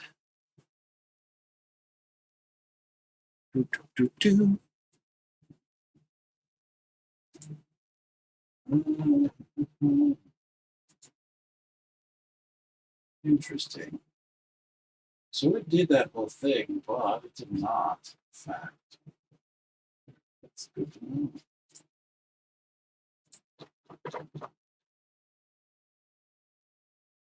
Sorry about this. Just clear it manually. That should be fine. Well, not fine. We'll continue to figure out what went wrong. We'll do that after stream. Okay. Hooah! He rushed the accused and tried to fight her off, but the broken knot. His lifeblood spilled over, his vision dimmed, finally he passed from our world. See, the fact that it was Abbot Inme who moved changes nothing. Come on, Phoenix, you've got to keep your cool. That contradiction I pointed out must mean something. That one sensation changed after Princess Raifa refined her vision. It stands to reason that something else might have changed too because of the refinement. I should focus on any sensations that have changed. There was one more that wasn't. While searching for more contradictions between them and her insights. Okay, so we review the scene. Bowing to the lanterns, reading a sutra.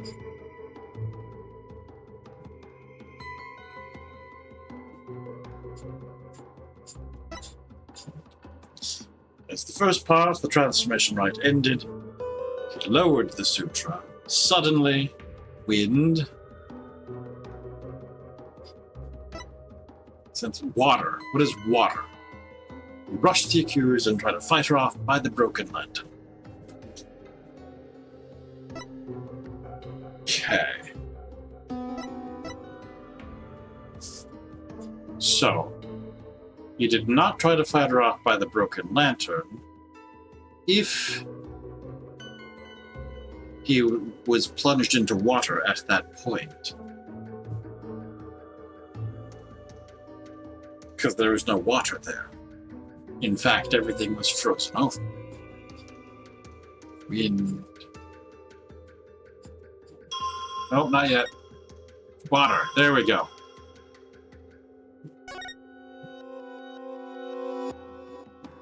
Yeah, so if they were by the broken lantern, there wouldn't be water. Correct? Objection!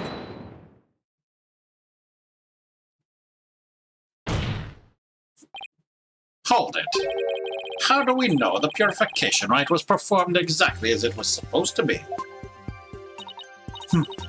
That's easy.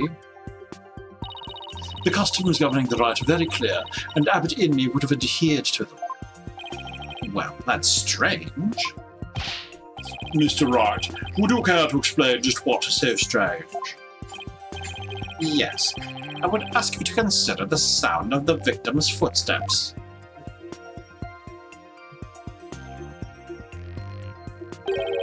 The sound of bells changes to the sound of water at one point. What's this? It's simple. The victim must have stepped in some water. Yes, and the only source of water in the inner sanctum is the spring. And therein lies the contradiction. What contradiction? I believe the rite started out as it should have. The victim stood with his back to the spring, and the accused stood right in front of him. But we now know that the victim then moved into the spring. Paul Kunka, that is absurd. This means the accused's location differs from what her benevolence's insight indicates. Ah. Then, where do you propose the accused stood once she donned Lady Kira's robes? Based on the sound of the victim's footsteps, I believe Maya was standing here.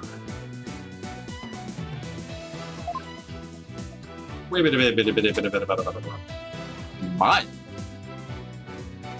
I mean, if we're going to say that's Maya. But, oh, okay. So, if the priest was, well, no.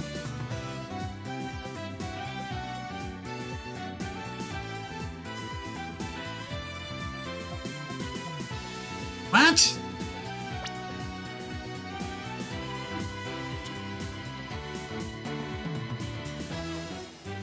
Okay. The victim stood with his back to the spring. The accused stood right in front of him. Then the victim moved into the spring.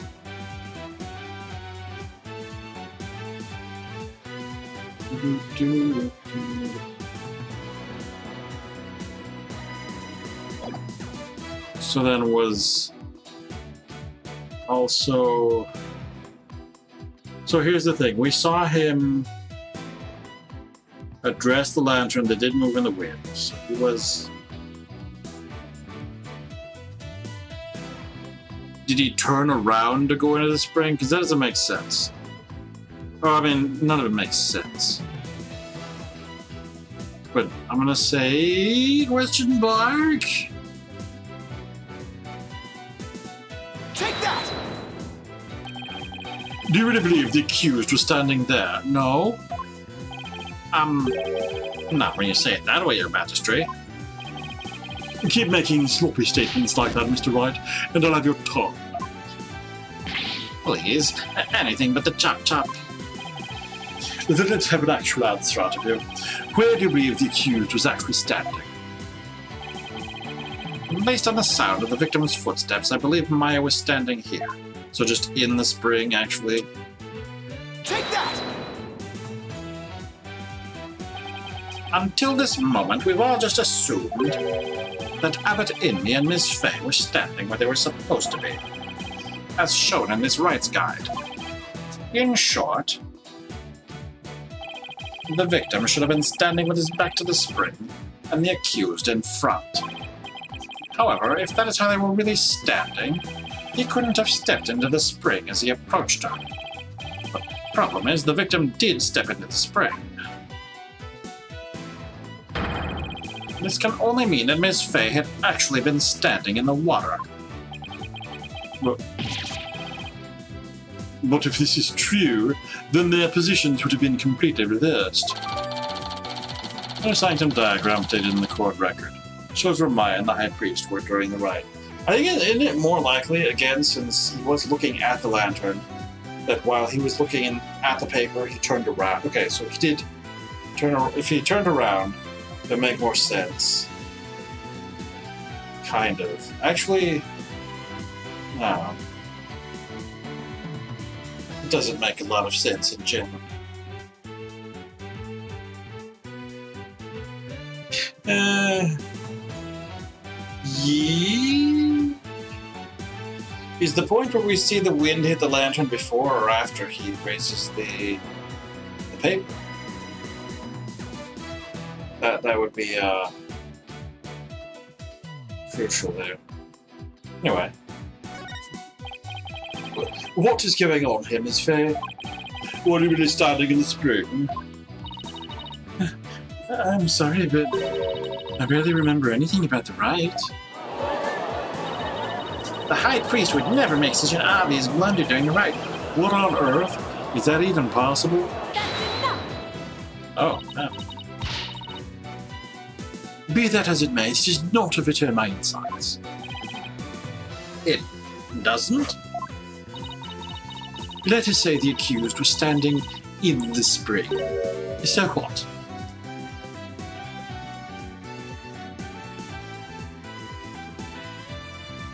So what indeed? So what? This completely reverses their positions, is what? That their positions differ from what is customary is rather curious.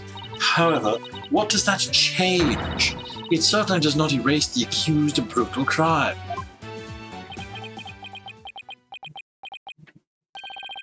I guess you have a point there. You lawyers are an absurd breed.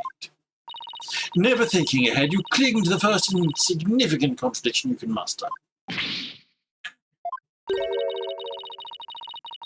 Sounds like Princess Rifla has a pretty good grasp on what the ways are all about. Oh, Maya, where would I be without your brutally frank commentary right now?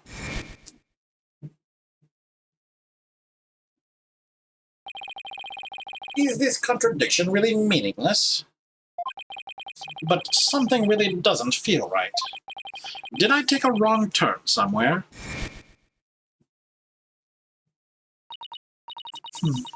I will now amend my insight to account for this new truth. Insight revised. He rushed the accused and tried to fight her off by the poolside lamp. Okay, so I can contradict that because the wind does not go there. Or because the wind. As his lifeblood spilled over, his vision dimmed, till finally he passed from our world. Now the contradiction is no more. No, the contradiction is reintroduced. But the truth of the matter still stands, no matter how stubbornly you deny it. What do you have to say for yourself now, Mr. Rite? Nick? Your Majesty, this lawyer may have raised a trivial objection, but her benevolence's insights have no further inadequacies of any kind. Yes, so it would seem. Wait a second, but there is another contradiction.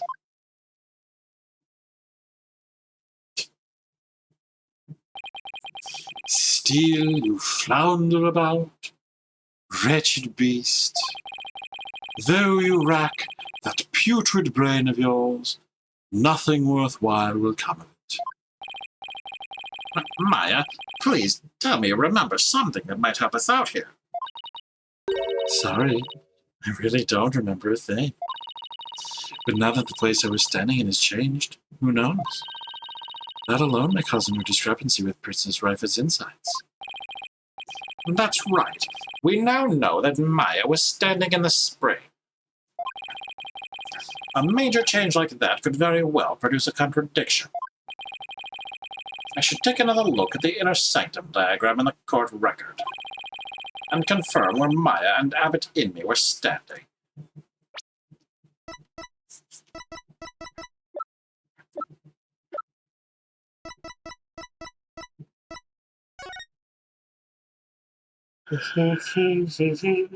Yeah. But yeah, it makes it impossible for him to have seen the broken lantern at the beginning.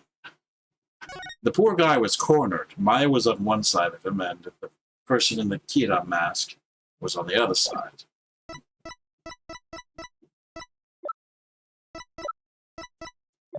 Yeah.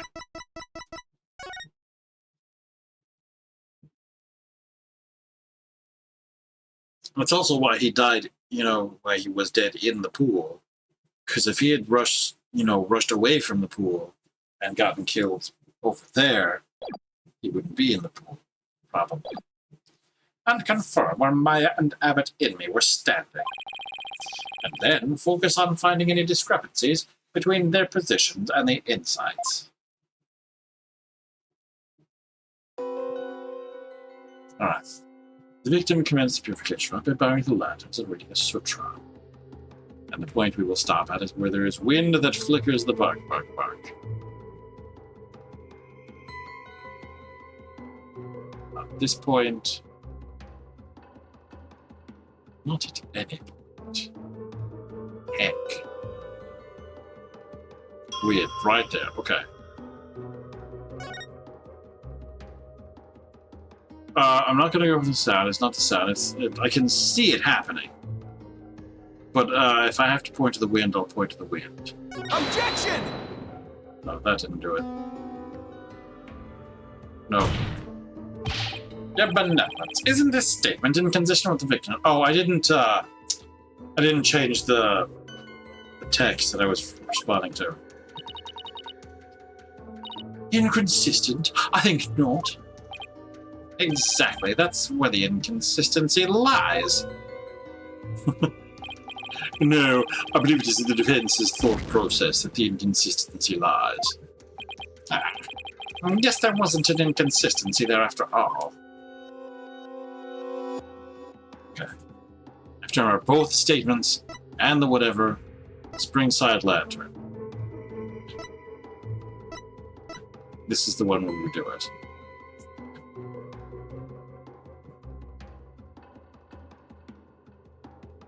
Alright, read your thing. I know I can fast forward, but bark, bark, bark. I'll bark, bark, bark if I do. There. Okay, now with the correct statement.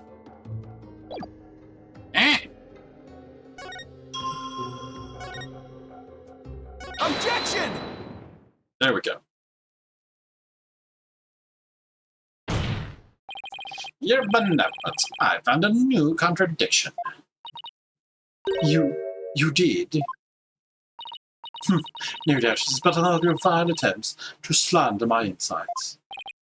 Nope. Take a good look at what the victim saw. It just might change your mind. The lantern flame behind the accused was flickering. There is nothing unusual about that, especially as the wind had stirred. No, that's where you're wrong. If the accused had been standing in the spring,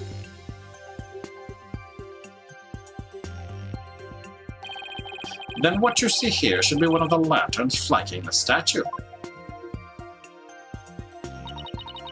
I fail to see your point. My point is something is wrong here. The two lanterns flanking the statue are both outfitted with glass wind guards. So neither lantern's flame should have been flickering in the wind in the first place.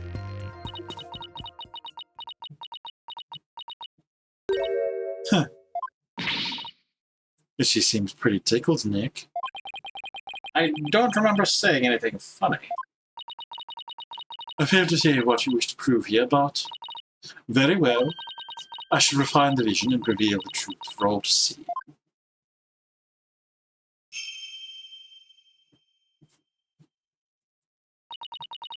Oh, blessed Mitama, I beseech you, fix your sight upon the lantern there.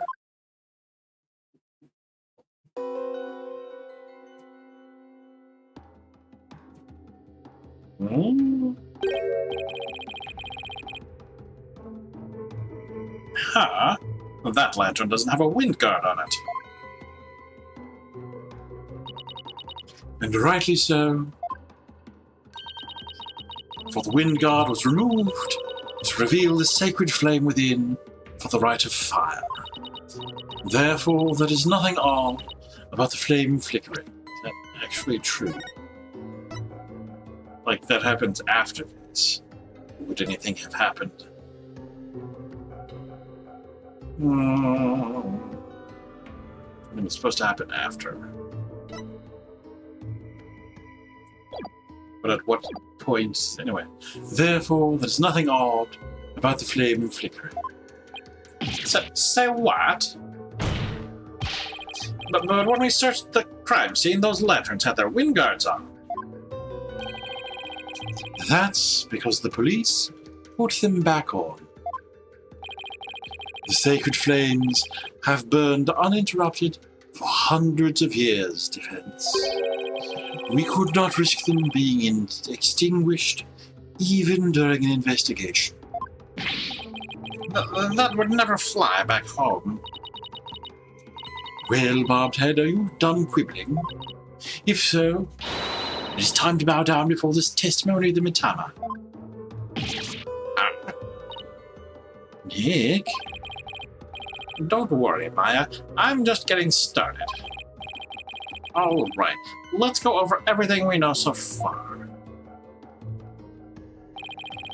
Maya was wearing Lady Kira's robes and standing in the spring. The High Priest is thought to have been moving toward her. So I should look for sensations that stand in contradiction to this arrangement. Won't give up. I'm going to find a contradiction that will undermine the accusation against Maya.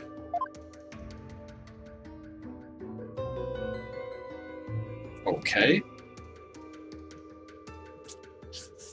Oh, we can see the things better now. Well, that one doesn't. Wait, does that lantern's broken? We can see that it's broken.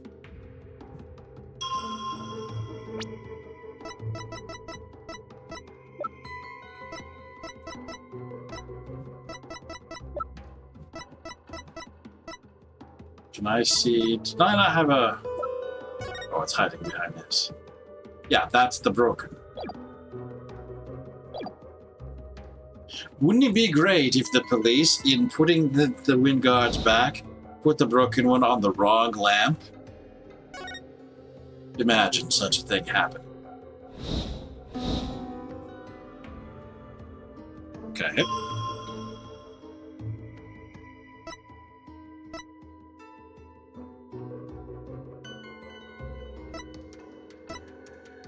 Okay, so I'm going to do the spring flood lantern here as well.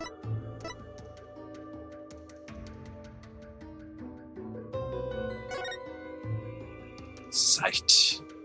Use your organs of sight. Objection! What could this possibly mean? That lantern clearly contradicts the insight, but this contradiction will overturn the entire case I've been building. Oh, you're right, Mr. Rite. 1 minute you shout out, and the next you fall silent.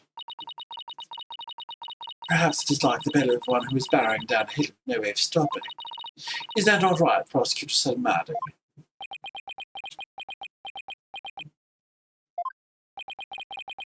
Don't get cold feet now, Phoenix.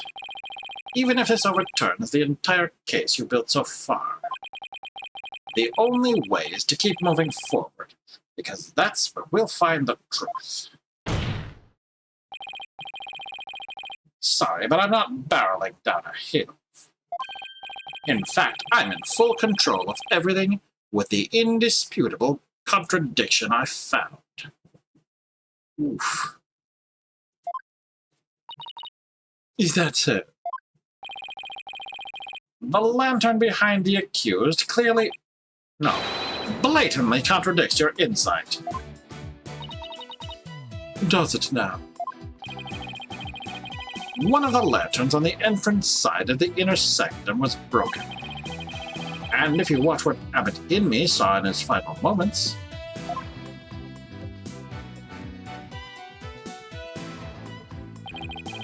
you will notice that the lantern behind the praying form of Ms. Fey is broken.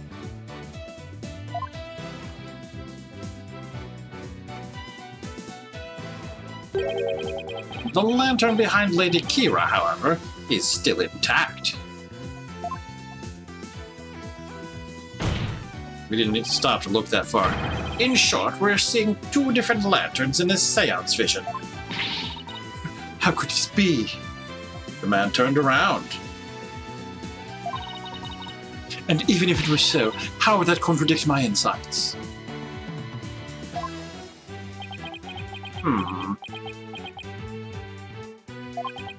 Let me start by saying the claim I'm about to raise will overturn the case I built thus far. Will the defense please explain himself? Based on the broken lantern, we can tell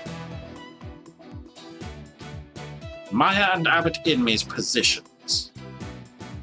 The lantern positions? What does that even mean?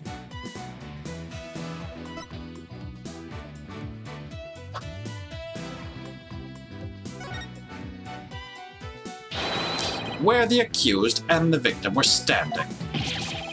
But did you not just finish asserting the accused was standing somewhere else?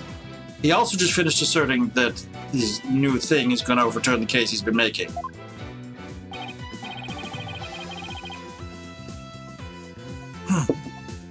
I did, and I built my argument on that faulty premise. But thankfully it has led us here, to the actual spot where Maya Fey was standing.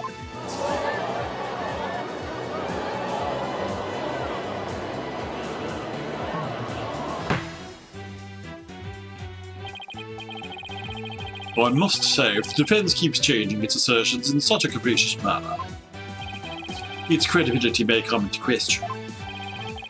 I'm willing to take that risk, Your Majesty, because I believe this will be the last time.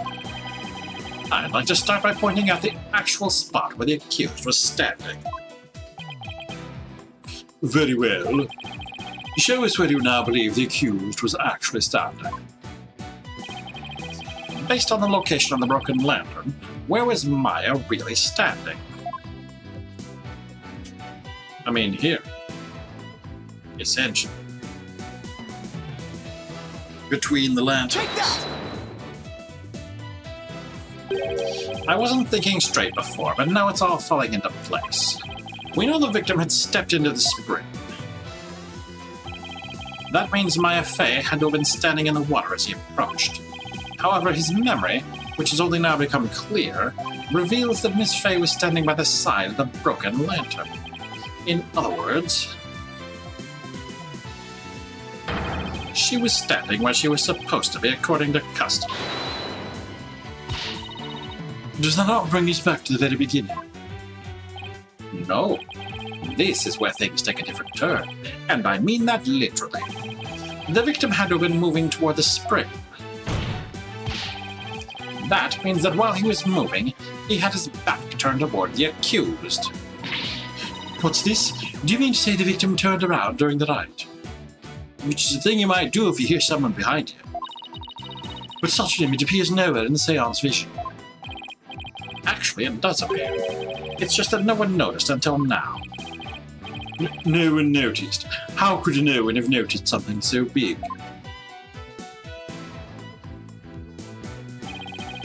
There was a moment when the scripture the victim was holding was all we could see. Thanks to that, none of us could tell that he was in fact turning around in that moment. Objection! If it is, as the defense asserts, then her benevolence's insights no longer make sense. How do you intend to explain that? Objection! I don't need to explain anything because it's just as you said, Prosecutor Maddie. Her benevolence's insights don't make any sense because they contain a huge error. Such insolence!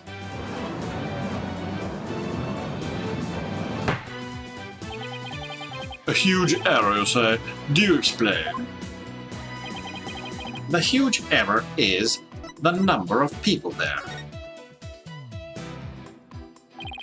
I believe this is what happened at the scene of the crime. The victim was reading a sutra when suddenly he sensed someone behind him. He immediately looked back to see someone dressed as Lady Kira standing there. Wishing to see who it was, he approached the robed figure. That's when he was stabbed. This cannot be. Oh, but it can, and it is. The insight stating the accused stabbed the victim is wrong. And that is the real truth lying behind this testimony of the dead. Huh. Oh. Oh. Polkunka!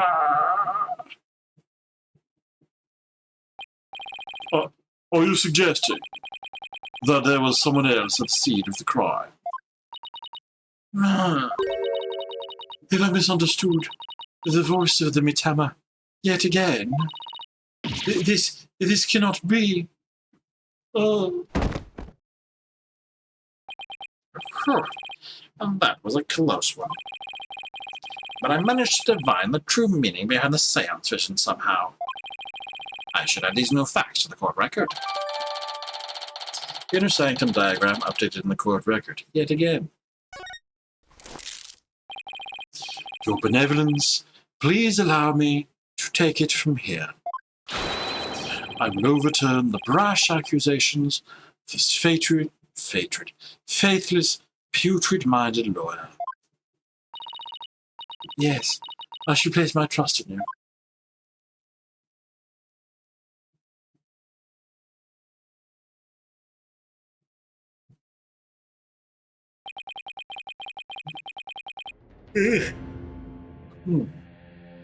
Are you sure about this, Prosecutor Satmadi? My work as an international prosecutor has taken me to courtrooms around the world. And in that time, I've learned to perform last rites for souls in trials lacking a seance. Yes, of course. Forgive my ludicrous inquiry. Moreover, I have with me a forensic investigator from overseas. I will show you all the most magnificent last rites ever seen. I guess he really does think highly of Emma and her forensic expertise. I'm impressed that he's come to understand their value. Then again, he is an international prosecutor who's solved tough cases around the world. Time to hunker down, huh? Now then, let us continue with today's proceedings. Could the defense please tell us who the third party dressed as Lady Kira was? Your new claims negated the insights of the royal priestess, so I trust you have some evidence to support it, correct? Yes, of course. This third party must have really wanted to kill the High Priest. I might be able to identify who it was if I had evidence of their murderous intent. Well, we're waiting, Mr. Rite. The evidence that can reveal the identity of the third party is this. Is it the letter?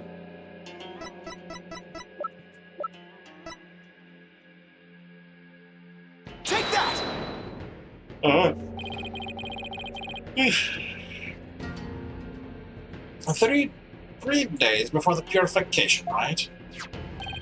The victim received a warning letter from an unidentified individual. He did. Whoever sent it clearly meant to threaten the High Priest. The letter said, "Do not perform the rite." But the rite went on as scheduled. I believe that is why the High Priest was murdered. Who do you suppose sent that letter? A person with something to hide. The rebel hunter disguised as Lady Kira herself.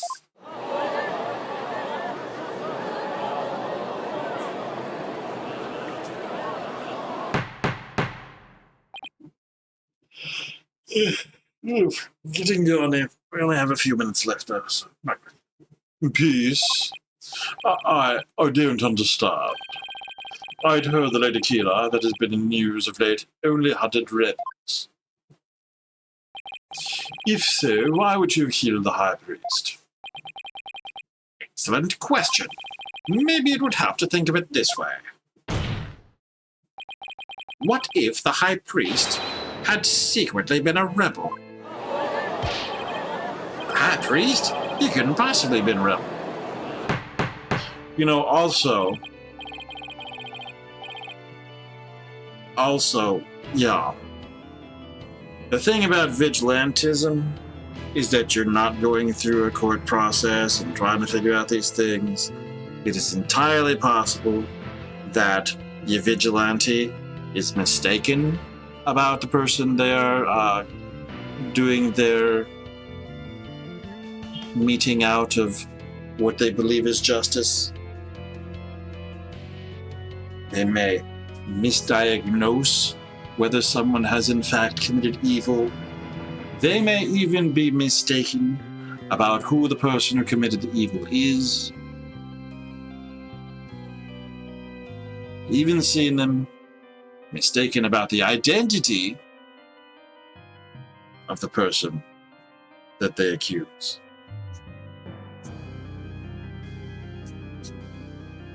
Anyway, the High Priest, a devout follower of Kurainism, rebel. Do you even comprehend the blasphemy of which you speak? Well, do you? I, too, found it hard to believe at first. But as I continued my investigation, it started to become more and more plausible. Objection! The third party was the rebel hunting Lady Kira, and the High Priest was a rebel. Your mockery of Hurainism, no. Of the kingdom of Hurain itself knows no bounds. Whoops. That shameless Pochunan liar. He's making a mockery of our religion.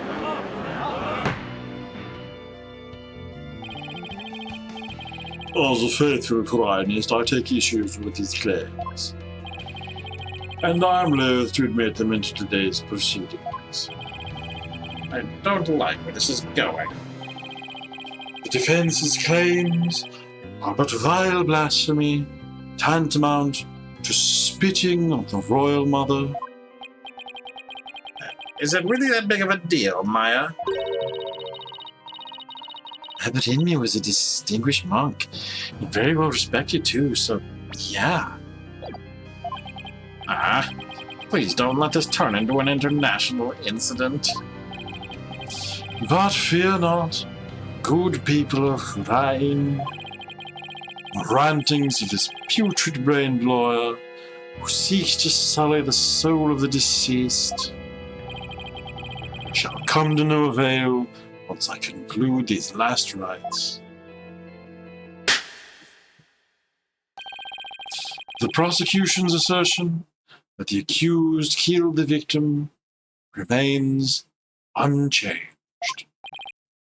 But the victim was stabbed at his abdomen. How is that possible when he had his back turned toward Ms. Fay? Someone else must have killed him. Objection! Are you sure about that? You may have invalidated the seance, but do not let it go to your putrid head. Because, I mean, yes, it is possible that Maya went around the priest, and the priest turned around. That is a possibility. The karmic flow of this trial is, as yet, still in my hands. How can he be so confident? Something has occurred to me, you see. And your allegations of a third party are but a deluded fantasy. I shall prove that by calling a new witness to the stand. An eyewitness who will deliver a definitive answer that will dispel the defense's doubts. An eyewitness? Very well, let us call this eyewitness to the stand.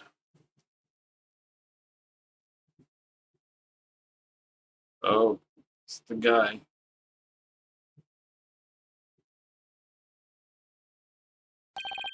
It's him again. Well, now, he has to be the shaggiest witness I've ever laid eyes upon. Please state your name and occupation. Oh, you know, that's so-and-so. Whatchamacallit. Spout CLAP. Oh, no. Okay, we're getting close to the end of this well, we're getting at it is the end of our time, I mean to say. So before we get involved with this guy, we'll take that as our opportunity to end it. All right.